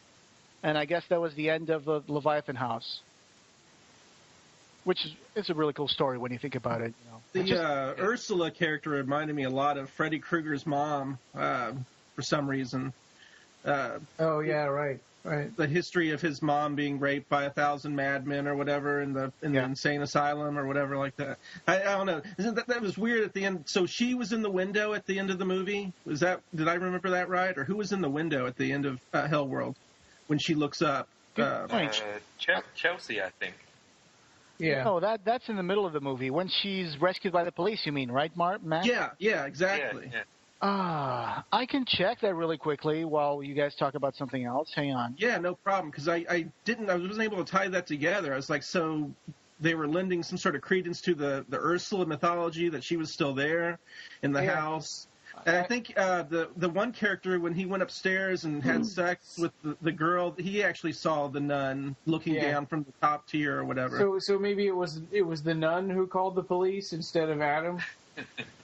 Yeah, who knows? That's what I'm saying. I'm still... Yeah. I mean, that sounds ridiculous, but, I mean, that could be what they were trying to do. Oh, yeah, by the way, the nun, Sister Ursula in the film, she is Alexandra the Deader in Hellraiser Deader. Just letting... okay. She's one of the Deaders. Okay, I'm looking at Hellworld right now. I'm trying to locate the last scene. I found it. She's holding her arms, looking up, and she's looking at the window. And I'm looking into the window. I don't see anybody there. Sorry. There's nobody there. Okay. Yeah. All right. And then cuts back to her holding her arms again, like, I know you're there, kind stranger. So, anyway. So, who were they implying was the kind stranger, Adam or Ursula? Your guess is as good as mine. Right. Somebody... Yeah, well, Adam the ghost would have known how to use a cell phone better than Ursula the ghost. Right. I just somehow think it might have been Ursula. Because, let's be honest, I don't see Lance Henriksen... She would have to get... maybe she got Adam to help her learn how to use a cell phone. Could be, or, but, I would say it was Ursula because Jake meets this hot-looking nun in the stairway, and then he follows her to the attic, and then he has sex with her and falls asleep. All while the party is going on, of course. So, that was something. So, Lance Henriksen is really, yeah, that's what I was going to say. Suggesting all of this crap. I don't think that Lance Henriksen would be saying, now you're watching a nun. you're walking up the stairs. You're going to have sex with this nun. And she's really I saw that separate. I saw the nun was separate from the girl that he had sex with. I thought the girl he had sex with was the girl that he was talking about meeting, that he had met her online. And yeah, that's what I thought too. I thought she had a mask or something in the room, or maybe I'm confusing her with the other girl that was giving a blowjob. I don't know. I forgot if she. I think she's dressed like a nun, but then she takes her clothes off really quickly when he walks into the ceiling. And he sees her in the mirror, and then he turns around and she's not there. Well, and then she grabs his shoulder, and he turns around and she is there. Yeah. Okay. Anyway, does anybody else want to punch that Mike in the face when he goes holy pussy? It's that is just one of the cheesiest moments in the film. Yeah. Superman. Superman. Yeah. I'm never going to be able to look at Superman again. It's I'm honestly when they walk into the house, and for some reason these hot Romanian girls are coming down the stairs. One of them opens her jacket and it's not wearing anything underneath, and the guy says gratuitous but tit shot, and I'm like, seriously, someone wrote this in a script? Yeah, it's kind of like the endless cuts to the lesbians in Deader on that train. Oh yeah. They just kept going back and forth, back to that, and then back to Joey talking to her about the Deaders or whatever, and then back to that again. I could see Joey. Joey was enjoying it. Joey is a man of good taste. And then of course, Mike is in his couch in the party after the girl has done her oral pleasure to him, and then she says, "I believe you owe me one. Come on, stud, it's your turn." And then he does this really disgusted face, okay, if I must. Yeah. And I'm like, Superman, no! Yeah. Oh God, that scene's gonna be burned in my mind. Anyway. And it's she takes him to the basement, and then she pushes him in the basement. He goes "Rawr!" and she slams the door in his face and locks it. I was like, yeah, he made a tiger movement with his hands. Yeah. It was really awkward and embarrassing. And then Bound skewers him in the hook. Yeah. But was it really Bound? And he was getting wheeled across the ceiling on that hook chain thing, and he was screaming the whole time, and blood was splattering everywhere. Mm-hmm. And didn't Pinhead say some kind of a one-liner at him? Stick around? No, I'm just kidding. No, it was... I can't remember what it was. Was it the part where he says, "We have such wonders to show you"? Or was that later on? I remember that line. I just don't know if that's... I think he says that to Chelsea or something. Yeah. I don't remember. I think Pinhead's worst one-liner is how's that for a wake-up call? Yeah. Oh, when he kills Derek, because Derek is said from the beginning when he's playing the game he uses an inhaler, and we go, okay, he's got asthma. So in the middle of the party, he's dancing with this hot, chick, and all of a sudden he starts getting an asthma attack. Yeah. And he goes I got to get my inhaler. Someone bumps into him, knocks the inhaler on the dance floor. Someone kicks the inhaler. It looks like the beginning of that Indiana Jones movie where he's going for the diamond. Yeah, the antidote. He goes for the antidote, and everybody's kicking it around. And then somehow he makes it, a guy with asthma having an asthma attack, can't breathe. He makes it all the way down the stairs to the basement, and he finds it, and he gets it, and he inhales it. Finally goes oh, yeah, this is the stuff. He lays on a gurney and looks up. There's Pinhead with a meat cleaver. Yeah. And slashes his head. And I'm like, Doug Bradley, come on. Why did you agree to this? It's but then, of course, it's not really Pinhead, supposedly. It's just an hallucination. Right, and then they follow his head going down, off of the gurney and lands in a bucket full of blood. Yeah. So it's so who is Lance talking to when the guy's already dead? Because we're still having that's still suggestion, to him in his drug state or whatever. I guess it was. But he's dead. It was in his death throes and his asthma attack in the coffin. Apparently. Well, and he said this is only the beginning. That's what it was to the guy that got hooked and wheeled across the ceiling. He said this is only the beginning. And that was after he was clearly dead because he slumped over and was hanging there. So which of these guys' kills was your favorite in the film? Max. Man, I'd shoot. I guess the beheading. I really didn't like much of the movie that much. You're putting Max on the spot. Oh, man. That was the one you liked the best? Which is your favorite toe to hit with a hammer? Yeah. What is your favorite, thing to hit yourself in the face over? I guess the favorite kill for me in this film was Allison in the chair with those, like, spinning wheels. Like those saws. That was a little uncomfortable just to watch her, knowing that they were coming at her throat. Yeah.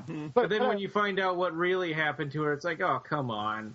Well, but it kind of makes it as much as I'm going to hate myself for saying this, it kind of made sense that she would claw herself out and kill herself, because that was the suggestion that Lance gave her, that, like, you got something, cutting your throat, and she goes like, no, let me get that stuff away, and she claws herself and dies. Yeah, except for her hands were supposed to be bound to the chair. But I enjoyed the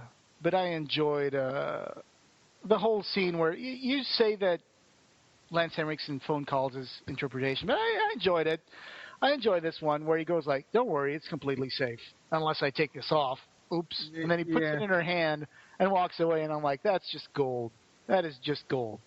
I really enjoy that. Of course, I was a little skeptical when he says, this is like, there's no quicker way to bleed a human without beheading him. And I'm like, what? Okay.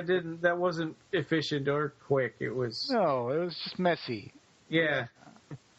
But anyway. When I saw that scene, I thought, oh, this director's definitely seen Saw. Oh. Yeah, Would that have been before Saw or not? I think it was before. Yeah. Could have been. Saw 1 came out in 2004. And this was filmed in 2003. Yeah. So it was before. It was before Saw. And maybe Saw learned. Yeah, and Saw didn't get all that crazy stuff until like the second one, right? Oh, yeah, it was much later. Yeah, you're right. Anyway, did anyone notice? The girl that got her throat cut out, and then like she's like a zombie, and she and the other guy are chasing Chelsea around upstairs. Yes, and she had an Evil Dead voice. Yeah, that was kind of cool. Yeah, it was weird. And Evil Dead eyes, too. Yeah. So that was something else I wanted to mention. In both Deader and Hellworld, when a person dies, their eyes, like, fog over with cataracts. Yeah. Immediately. That's a common trope in horror films, isn't it? I mean, just look at zombies. It's okay if zombies have that, because zombies are, they're zombies. But when someone dies, that's not what happens to them, right? But you forgot something, which is in the end when the police digs up Chelsea and Jake, they say, and I think I'm quoting, they say, we had given up on you guys. You've been missing for days. The owner cleared out from the house 3 days ago. And I'm like, how did those people survive and not die from exposure or thirst being buried in a coffin for 3 days? Yeah, and her pants... Neither one of them had wet their pants either. Right, yeah. So I was like, they shouldn't have said that. They should have said something like, you guys disappear like, or something. Yeah, and the drug wouldn't have lasted for days. Yeah, they were kind of in the drug coma for 3 days. So that was... Anyway, I feel sorry for the people who ended up digging those holes on Romania, because they probably worked so hard for a movie that was really not worth it. They show like Lance Henriksen with a pickaxe and a shovel, but we know he didn't dig those holes. Someone else did. Well, that's one of the things about the movie is like, how long did he actually take digging those holes while the party was going on? He would have been out there all night. Yeah, why didn't he dig the holes before the party happened? Right. Apparently, he says something like, I was so tired after digging those holes, I thought I wouldn't even have the strength. But then I went back into the party and enjoyed myself. And I'm like, wow, that party went on for a while. Yeah. But anyway, and the tagline in this film was, and the tagline in this film was, Adam was right. So, okay, so that means that they keep listening to this when Pinhead appears in their nightmares. And Adam was right. Okay, so does that mean it's actually Pinhead permeating these people's dreams? Or, is it Lance Henriksen giving them this information? Hey, by the way, Adam was right. Right about what? I don't know. Quit asking me questions. I know. And, of course, there's the little matter that if it's all a drug dream, how can Chelsea snoop around the house and find a photo album with pictures? Yeah, I was thinking that exact same thing. And Chelsea and the guy, that survived. Jake, Chelsea and Jake Jake puts it all together that they're drugged and in the coffins. Yeah. And she puts it together that Lance Henriksen was Adam's father.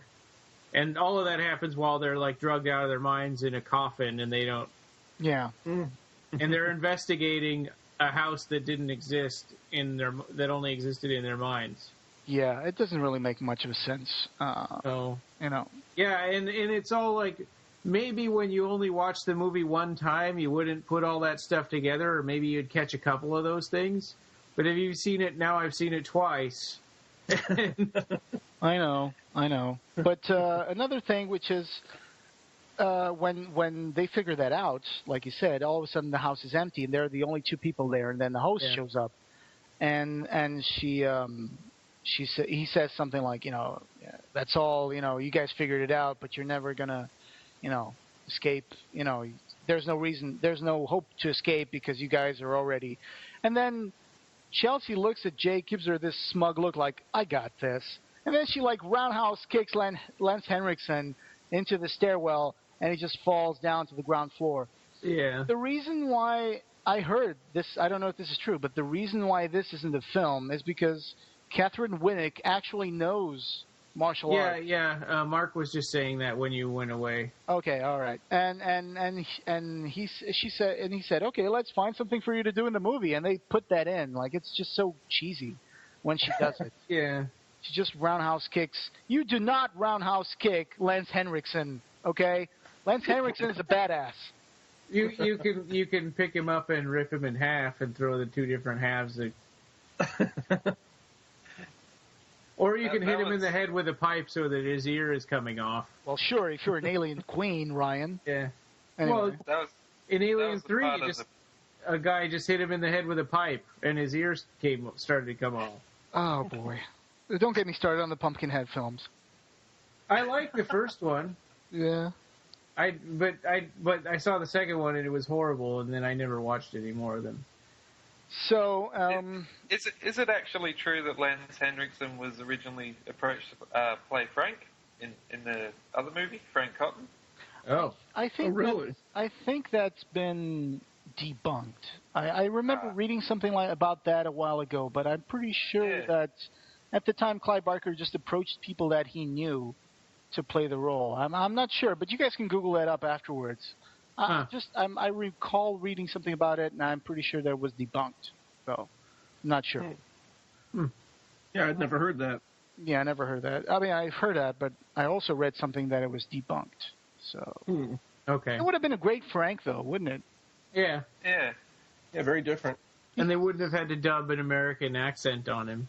Lance Henriksen has this been there, done that look, which I think Sean Chapman was kind of a little too young and babyface to be playing that. I mean, no offense. I mean, I think Sean Chapman looks sleazy as hell. He looks perfect.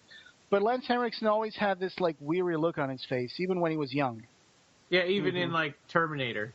Yeah, when he's in the police station. Yeah. Anyway, so this was the house. Looks nice. The movie has great sets. They did a good job brushing the actor's hair. Well, I don't want to damn this movie with faint praise, but sure, the direction is good. Visuals are good. The visual effects are okay. And I enjoy the props and all that. It's just a story that doesn't really hold up much. And actually, can you guys explain to me why Lance Henriksen showed up in their car at the end when they were getting away? I know. Yeah, what's that about? Yeah, I mean, it was bad enough that the Cenobites showed up and killed him. But then after that, then he shows up in their car and almost makes them get in an accident. Yeah. And they both saw it. It's not like a hallucination or something. Yeah. Yeah, maybe it was a, what do you call it, a flashback of some sort. Yeah, but you'd think that only one of them would have that then. Right. Like LSD, they had that drug. They were in a coma for 3 days. And, yeah. Just like some hippies from the 60s, they got a flashback in the car. At the same time in the same flashback. They should have looked at each other and said, that drug was far out, man. Yeah.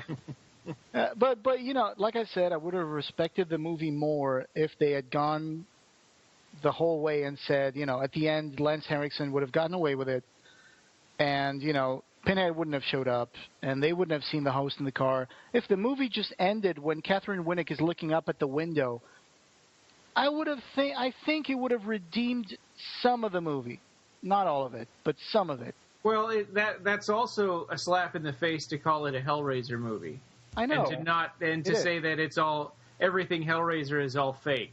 I know. So they had to do some kind of a 180 from what they were setting up throughout the entire movie, that it's all fake, and go, oh wait, well actually it's not, because we know this is a Hellraiser movie. So yeah, I think this was a movie that was set out to be a Hellraiser movie from the beginning. I think. Yeah. It's one of the rare sequels which actually was written as a Hellraiser film. The Hellraiser Deader film, however, like we discussed, was originally from a script called Hellraiser Deader, and wait, no, okay, I'm sorry, I'd like to retract my statement. Hellworld was supposed to be based on a short story by Joel Soisson, which was called Dark Can't Breathe. I talked to this.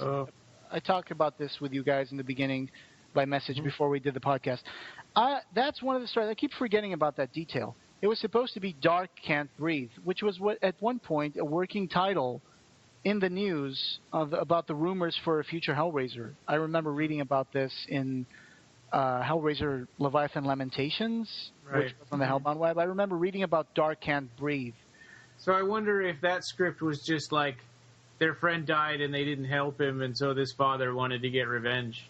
And then he buried them in coffins. But that was not a script originally. It was a short story by Joel Soisson, who was the guy who directed Hellraiser Prophecy Uprising, I think. Oh. So, like I said, there's a lot of overlapping between the people who were involved in this, and then, you know, Doug Bradley shows up in a Prophecy film, and, you know, the guy who wrote the short story for this shows up in another film directing it, and then the guy who did the script shows up in the Hellworld film as a bartender. So actors from, you know, Hellraiser and Dead World showed up in Prophecy films, like the Deaders that show up in, you know, there's a lot of overlapping. I'm pretty sure that they made 4 productions in Bucharest, and it was probably all done in a couple of months, and then just wrap up, go home, and, you know, make the film. When I met Doug Bradley in 2005, I asked him about it. I was like, what's the deal with Hellraiser, Deader and Hellworld? He was like, I don't know. I haven't seen it. I think I'm just going to see it when you see it as well, because I have no idea. I just went there. I did a few shots. I don't even know exactly what the story of the films is going to be. You know, it was just, you know, pretty much it was just a job, and he was really disappointed with it. He was like, the budget for this was really very, very cheap. Yeah. You know, I remember. You know, that's not a very good excuse, though. I mean, you can do a lot with a low budget. Like, what was the budget for Hellraiser was just under $1 million. Yeah. And I'm sure that both of those movies cost more than that. Right. Sure. It's just a matter of, I guess, influence. Like, you know, everybody tries to leave their mark on the film, and everybody wants to rewrite something, and then I blame the writers for these 2 films, because technically they're okay. It's the story that you know, destroys these films, because the story should be the people who rewrote it, you could say, because I mean it's not really the fault of the original Deader script. That might have its own faults, but it's not. Even though, you know, I read the script. It was okay. It was nothing special. Like I said, it would have been a kind of a boring movie through the middle, because there's all this. The reason why there was these guys, the Deaders, in the original script was because reality had several layers to it, like an onion, and they were shedding their current reality, like their flesh and their bones. They were like, this isn't real. This is just another layer. I'm, you know, my individuality exists beyond dimensions. So even though their body was dead, they would still, you know, be existing. So, and at one point it kind of got lost into that whole thing with, you know, the Deader thing. So, but the thing is, like you said, the rewrites, just rewrites. Oh, you know, we think you need to put more blood, more guts. We think you need a gratuitous tit shot here. Let's get Pinhead beheading someone, because that never happened before. And then, of course, you know, the whole thing That's my blame. That's the blame I put is just on the whole sequel thing for these movies. You know what I'm saying? It's just really gotten worn out by this point, and I'd like to think there'd be a good sequel, and I think there could be a good sequel to Hellraiser, but there just hasn't been for so long. You know, I mean, totally could. I mean, like Ryan was saying, a low budget doesn't imply a bad story. It's just that, I don't know, the people who have the money and the producers, they just keep, hiring these people and missing them. Like, you guys can remember all the development hell that happened for the remake of Hellraiser. Yeah. Which in the beginning was supposed to be actually kind of interesting.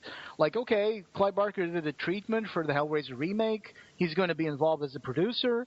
And then they were like, let's see what happens. And then all of a sudden it's like, well, they hired someone else, these French guys. They made this movie called Inside, and they're rewriting it. They met with Clive, and we got the director. Then all of a sudden it was not that, it was someone else. And then they just kept on going with cheaper and cheaper options, I think. All of a sudden, Clive Barker's treatment was out the window, and there were new scripts being written, and all of a sudden it was like Clive Barker tweeting, "The new Hellraiser is not even from my butthole." So it was like development hell. So I'm pretty sure that the Weinsteins figured out, okay, guys, it's time to pull the plug on this for a while until all this hubbub blows over. But I'm pretty sure they still haven't given up on making the Hellraiser remake. They're just waiting for the right time. Yeah, probably. Well, and there have been hints that on the official Hellraiser that having the official Hellraiser page has drummed up new interest in Hellraiser projects. We don't know what that means, if that means movies or, comics. Radar Entertainment was involved, which if you guys have been keeping up with the news, Radar Entertainment is involved in that reboot of Hellraiser on TV that showed up like 2 years ago. Or a year ago, and they were like, Radar Entertainment is going to make this new Hellraiser TV show, and that was pretty suspect when all they had was a remote control with like pins in it. Yeah, Radar Entertainment was also involved with Michael Bay's production company, and they bought in 2006 a Neil Marshall Stevens script. I forgot the name. So all these people have like ties to each other. So I don't know. It's. It's interesting to see all these like connections between these people. Radar Entertainment connected to Hellraiser, connected to Neil Marshall Stevens, who did Hellraiser, Hellworld, and Deader. I mean, and then it reminds me a little bit. If I really started to unthread all this stuff, I would be like that dude in The Brilliant Mind, who just covers his walls with like news clippings and then ties little tacks with wires to them. So who knows? I'm just ranting. Yeah. I'm just looking at the cover of Hellraiser Hellworld, and I'm just wondering who approved it. It looks like something from The Matrix. Right. It says, the little tagline saying "Evil goes online." Right. It was totally because that fooled me. I mean, it's not like I was looking forward to it, but I thought that the plot was going to be some kind of an online hell, which sounded stupid to me also. It's not like that's a good idea, but that's what I thought the movie was going to be. I remember this movie was giving me flashbacks to that Hellraiser game that never happened, which was supposed to be like some guy was like playing on the computer and all of a sudden Pinhead would show up from the screen and drag him into the world and say, welcome to hell. I don't know. Yeah, was it Virtual Hell was the name of it? Virtual Hell, that vaporware that never happened. And then, of course, these two movies had these really unimaginative taglines like the ultimate, most terrifying evil. And then the other one was something like a three-parter slogan like that as well. So apart from Evil Goes Online, there was something else. But Hellworld looked like it was. I mean, it looked like it was just a bunch of JPEGs that they were like scrolling through each other. Yeah. Like they set up as a slideshow, and that was supposed to be a movie, or it's supposed to be an animated, video game. Right. But anyway. Did anyone try to go to hellworld.com as well? No. I tried it. It didn't exist. No, but If someone out there with good taste is listening to this, please buy that and make something good out of it. Yeah. You know. Or put a crappy little flash animation up there of the box. Yeah. To say, congratulations, you've been selected for a party at the Leviathan House, 86 Hillbound Road. Yeah. That'd be cool. But anyway, you guys know about the Hellraiser parties and raves that happen in you know, the Netherlands, right? Mm-hmm. Yeah. Well, this kind of reminded me of it, Hellworld, because there are Hellraiser raves or they used to be in the Netherlands when they would even get like a guy dressed as Pinhead on stage DJing and stuff. Oh, really? Yeah. I used to collect the poster art that they used to put out for those. There's quite a bit of them in the early days, like in the mid '90s or so. Yeah. That's immediately what came to mind when I first heard about this film, and when I saw it was like, oh wow, it looks like one of those Dutch Hellraiser raves. Once I saw a video on YouTube, there was like this Pinhead dude with a chainsaw, and he would cut this guy's leg on stage, and I was like, so, you know, cheesy, and I was like, wow, that's pretty chainsaw. Yeah, I think it might still be on YouTube if you guys look it up. I don't know. Mm-hmm. But they did that stuff, you know. They did that stuff. I always wanted to be in a party where they're playing like VNV Nation's remix of, you know, Hellraiser. That would have been cool. Actually, that's a cool YouTube video to post in the show notes. Yeah. I always like the idea of those guys, I think, for the Hellraiser podcast, that I think they were wanting, or I don't know if they actually did, they were wanting to rent out the house, you know, from the first movie. Yeah. And have a party there. Yeah. I'm not sure if that ever went through or not. I think they just did like a tour, a bus tour with Nicholas Vince. They went all the way there to the house, and they visited the house, but I don't think they did a party in it, did they? I'm not sure. Yeah, I have no idea. Right. But anyway, it's in Dulles Lane, the original house. Dulles Lane. Yeah. Okay. Well, I mean, is there anything else to say about Hellworld? What do you think about that weapon that the Chatterer had that he used to cut an X into Lance Hendrickson? It was all right. Very Mortal Kombat. Yeah. Yeah. Yeah, and so, you know, there's that thing that happens in movies where when you cut somebody in half and there's like a pause and they don't realize that they're dead for a second and then they slide apart. Yes. So he did that, but his arms also did that, and they were hanging straight down.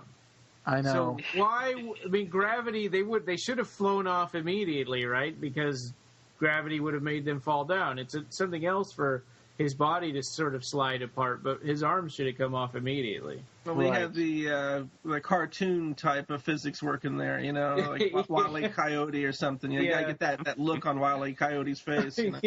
Again, it's low budget.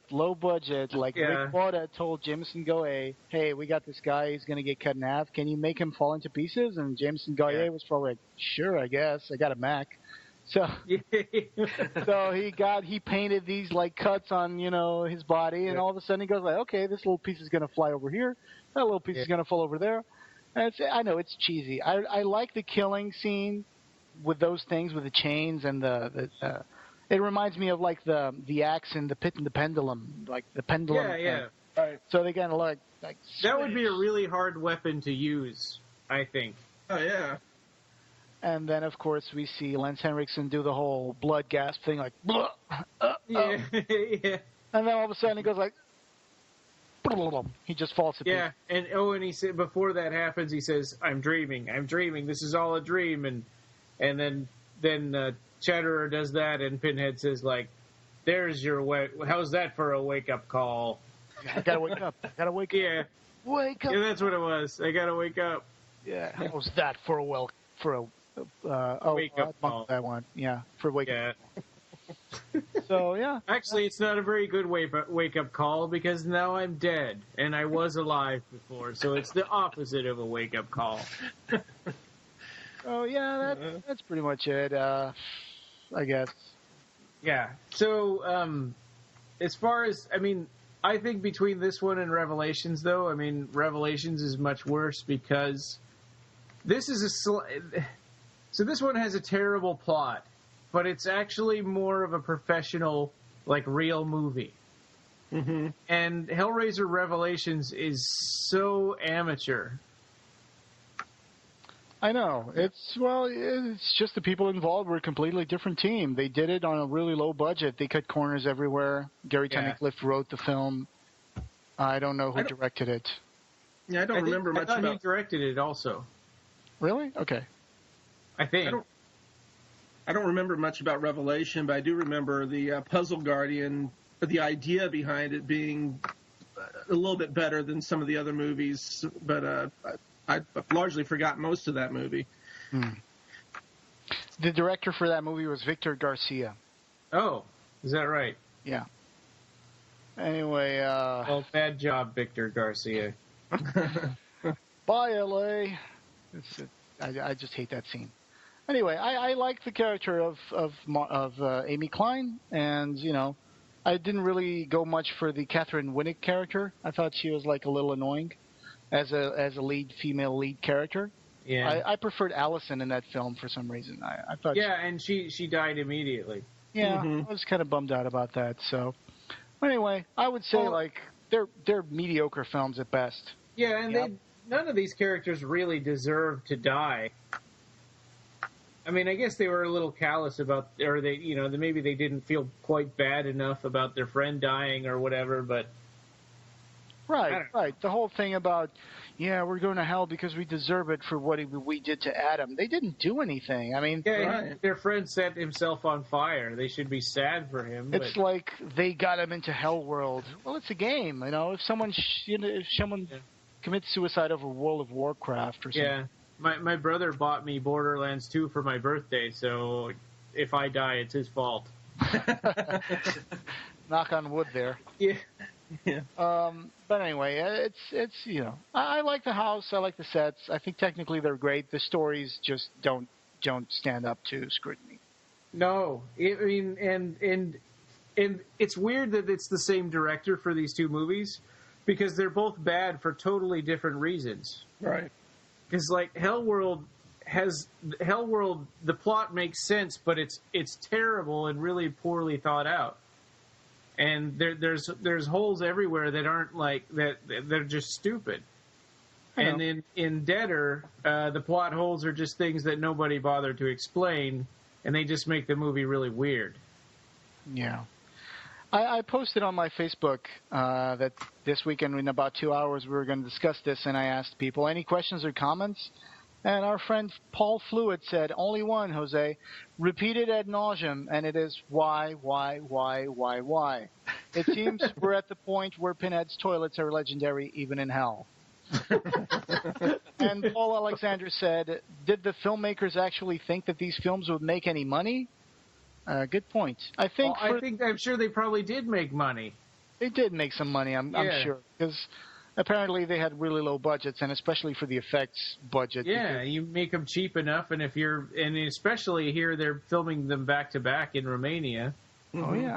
Oh yeah. And people like yourself, you told me I just bought Hellworld or Deader again. I'm just getting it off the shrink wrap.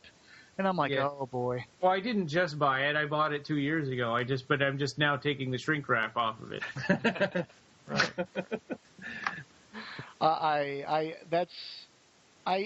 Deader came out in Portugal in DVD. Actually, oh really? Yeah. I know that there aren't a lot of European releases of all these later sequels. Right? No, from the third onwards, there are not many at all. I mean, we got VHS in Portugal for Bloodline.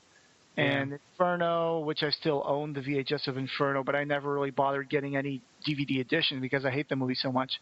And then I got the DVD for Deader. Yeah. Because it came out, but then Hellworld didn't come out. Okay, so there you go. Yeah. And I have that Blu-ray that's got 4 movies on it. And I think that they're compressed enough that they're not really high definition. They say they are on the back of the box, but they look like DVD quality to me. Mm-hmm. Yeah. It's just a way to cram a bunch of movies on there and sell them cheap. Hey, they know what it's worth. Yeah. Yeah, they didn't even bother to put the right movie posters on under the right titles. I know. You should totally post the cover of that if you can find it online in the show notes. Okay. Yep, yeah, I will. So I guess that's pretty much, a wrap for the Deader and Hellworld discussion? That's a wrap. Oh, boy.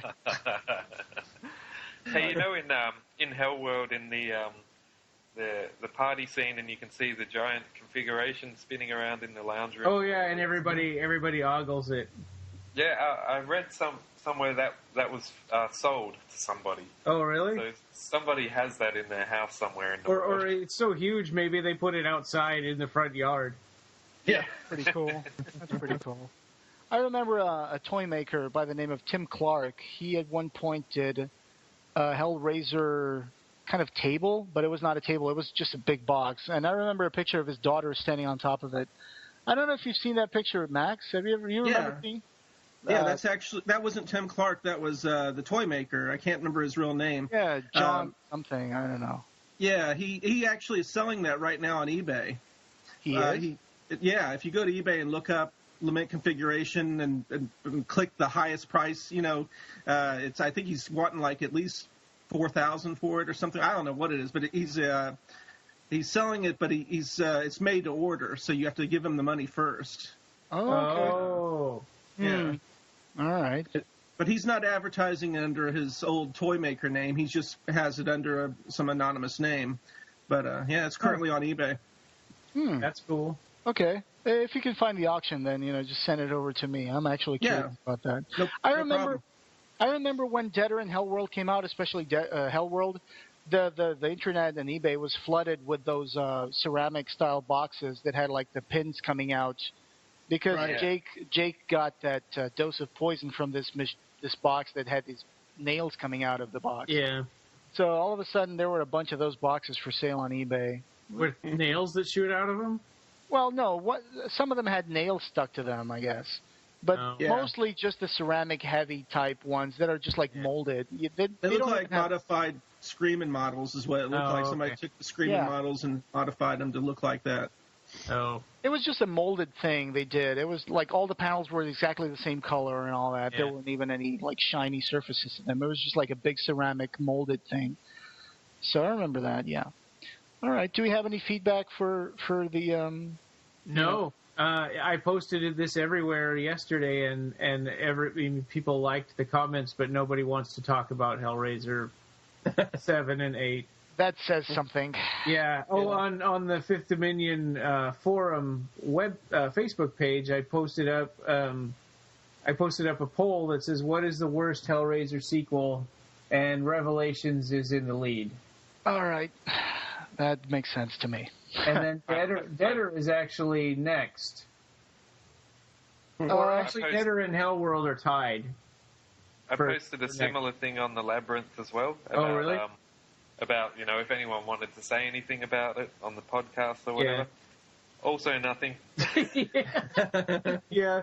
Well, and I think that most people can't remember which sequels are which if they've seen them all. Right. It's like I couldn't remember which one was Deader versus like Hellseeker and Inferno, and now it's confusing. Yeah. Because I'm really sorry. Yeah, go ahead. I had someone, Glenn Cochrane, say, "I'll be keen to hear thoughts on Hellworld. It's the worst in the entire series, and that includes Revelations." Yeah, I saw that one. I disagree. Yeah. Because it's really. I think Revelations is the cream of the crap.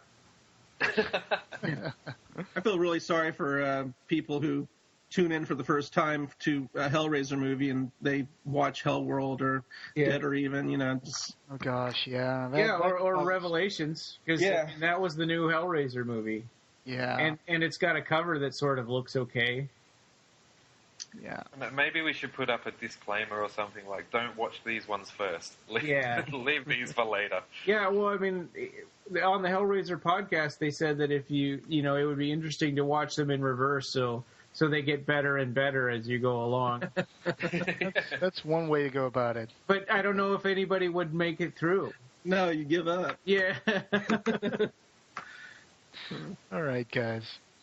thanks again, for being in the podcast today, and thanks, Mark. You're, it's like 7 a.m. for you now, right? But it's a long weekend, so it's okay. Yeah. Awesome. Cool. And thanks, Max, for being again in the podcast. Thank you, guys. It's been Max great Lichter, to be on here and talk to us. Assistant Gallery Administrator of the Pyramid Gallery, Mark Buckle from Labyrinth. Labyrinth. What? He just changed. Yeah, I've just changed it. It's now Labyrinth. What do you call those things? You have a little dash. Oh, hyphen. Yeah. It's 7 a.m. It's labyrinth-website.com now. All right, cool. So there you go. And check out the show notes, because we'll be adding some things like the original Deader script link. Yeah. And some behind-the-scenes pictures for Hellraiser and Hellraiser and Hellworld. Yeah. Deader and Hellworld. Hellraiser Deader and Hellraiser Hellworld. Hellraiser 2 Electric Boogaloo. And again, it's going to get better, because we were just talking about bad sequels, and next in line is probably going to be... Are we going to talk about Revelations, Ryan, or are we just going to skip it? Oh, you have. I'm of two minds about it, because we've gone through all the others, and I think that we should, but I also don't want to see it again, and I don't want to pay money to rent it. I think that we might just do it as a footnote on the next episode. A footnote? I don't know. You've never actually seen it all the way through. No, you haven't? No, I haven't. I'll admit it. I never even seen it all the way through. I know. I either turn it off or fall asleep, or I never really finished. Those characters are so irritating. It's painful for me to watch that. Yeah, it made me punch my chair the whole time I was watching it. I know. See, I'm actually thinking about watching it again, so that shows how demented I am. I'm probably gonna watch it again, but man, it was like $5 to rent it on iTunes. That seems a lot of money for that movie. It's just that there's not even any redeeming value to that film. You can't even yesterday I had KFC and Bad Movie Night. I watched Birdemic 2, and Birdemic 2, which has birds flying out of the La Brea tar pits, prehistoric birds, and blood rains from and 2 cavemen come out of the La Brea tar pits. It's it's a really bad movie. So what is that movie called? Birdemic 2. Birdemic 2. Okay, that's next on my list. But, so you're saying that's a lot better than Hellraiser Revelations? Yes. I had more fun watching that film than I did Hellraiser Revelations. So. Yeah, that's one thing that you can say, is that Hellworld is hokey and stupid, and maybe you can laugh at parts of it. I mean, I didn't, but I think it's possible. But Hellraiser Revelations is like getting slapped in the face for an hour and a half. Or actually an hour and 20 minutes, right? It's not even 90 minutes long.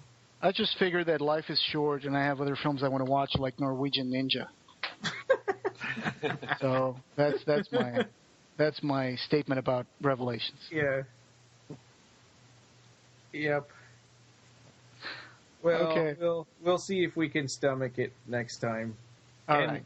Yeah, we're gonna punish all of you listeners too. By hearing us talk about a movie that you've probably all been avoiding because everyone tells you not to watch it because it's terrible. All right, so tune in next time. Yeah. And, we'll try to make it interesting, okay? Yeah, all right. Could we do a little plug for something we're working on? Sure. Anna Lovett, that worked on Hellbound. Myself and Max are working on a new box for the Pyramid Gallery, and it's coming along good. Should be ready in about maybe a month or so, and then actually be made into a physical thing later on down the track. Awesome. Wow. So this is apart from the Scribe configuration, right? Yes. With Paul Kane. Yeah, another new one. Oh, exciting. The Ether configuration, am I correct, Mark? Yeah. And it's got a lot to do with science, mathematics, spiritualism, all these little secrets we've put into the design of it. And it's supposed to be like, one person solves a box, they go to hell, and they reckon if you solve this thing, the whole world goes. So Oh, wow. Hopefully it's a little more difficult to solve than the one in Deader. Yeah. Well, yeah, you don't just look at it. All right, you heard it here first, folks. The Ether configuration. Yeah. With Anna Lovat, who was also creator of the Love configuration or the Innocence configuration, right? Yeah, the Lost configuration. The Lost configuration, yeah. All right, well, that's exciting news. I've got one sitting right in front of me, the Lost configuration. It's one of my favorite ones that Max and Anna does. Can you send us a picture of it, or is it too early to do that? Yeah, I can do that. And we'll put it in the show notes. Awesome. I just don't remember exactly. Is that also a musical one, Max? I made it a musical box for maybe the first year that I produced it, but the winding mechanism was so small that people were having a hard time winding it up, and I had a hard time aligning it because it was so different from my other creations, so I just made it into a static box at this point. Yeah. Oh, right. Okay. Yeah. All right. Okay, guys. Well, thanks again for being with the podcast, and thanks for your listeners out there for, putting up with us, especially with, these sequels are pretty cheesy. So we tried for the most part to cover 2 in one episode so that you wouldn't hear us doing this for 9 episodes. Yeah. So catch you guys next time. You can find us on the web at www.clivebarkercast.com. On iTunes, please leave us a review. That helps us out a lot, gets us more listeners. We're on Facebook and also the Occupy Midian group, so join that if you haven't. On Twitter, we're at BarkerCast and at Occupy Midian. And the forum is www.clivebarkerfans.com/forum, theme by Colin Lakativa. Like a bad horror movie, isn't it?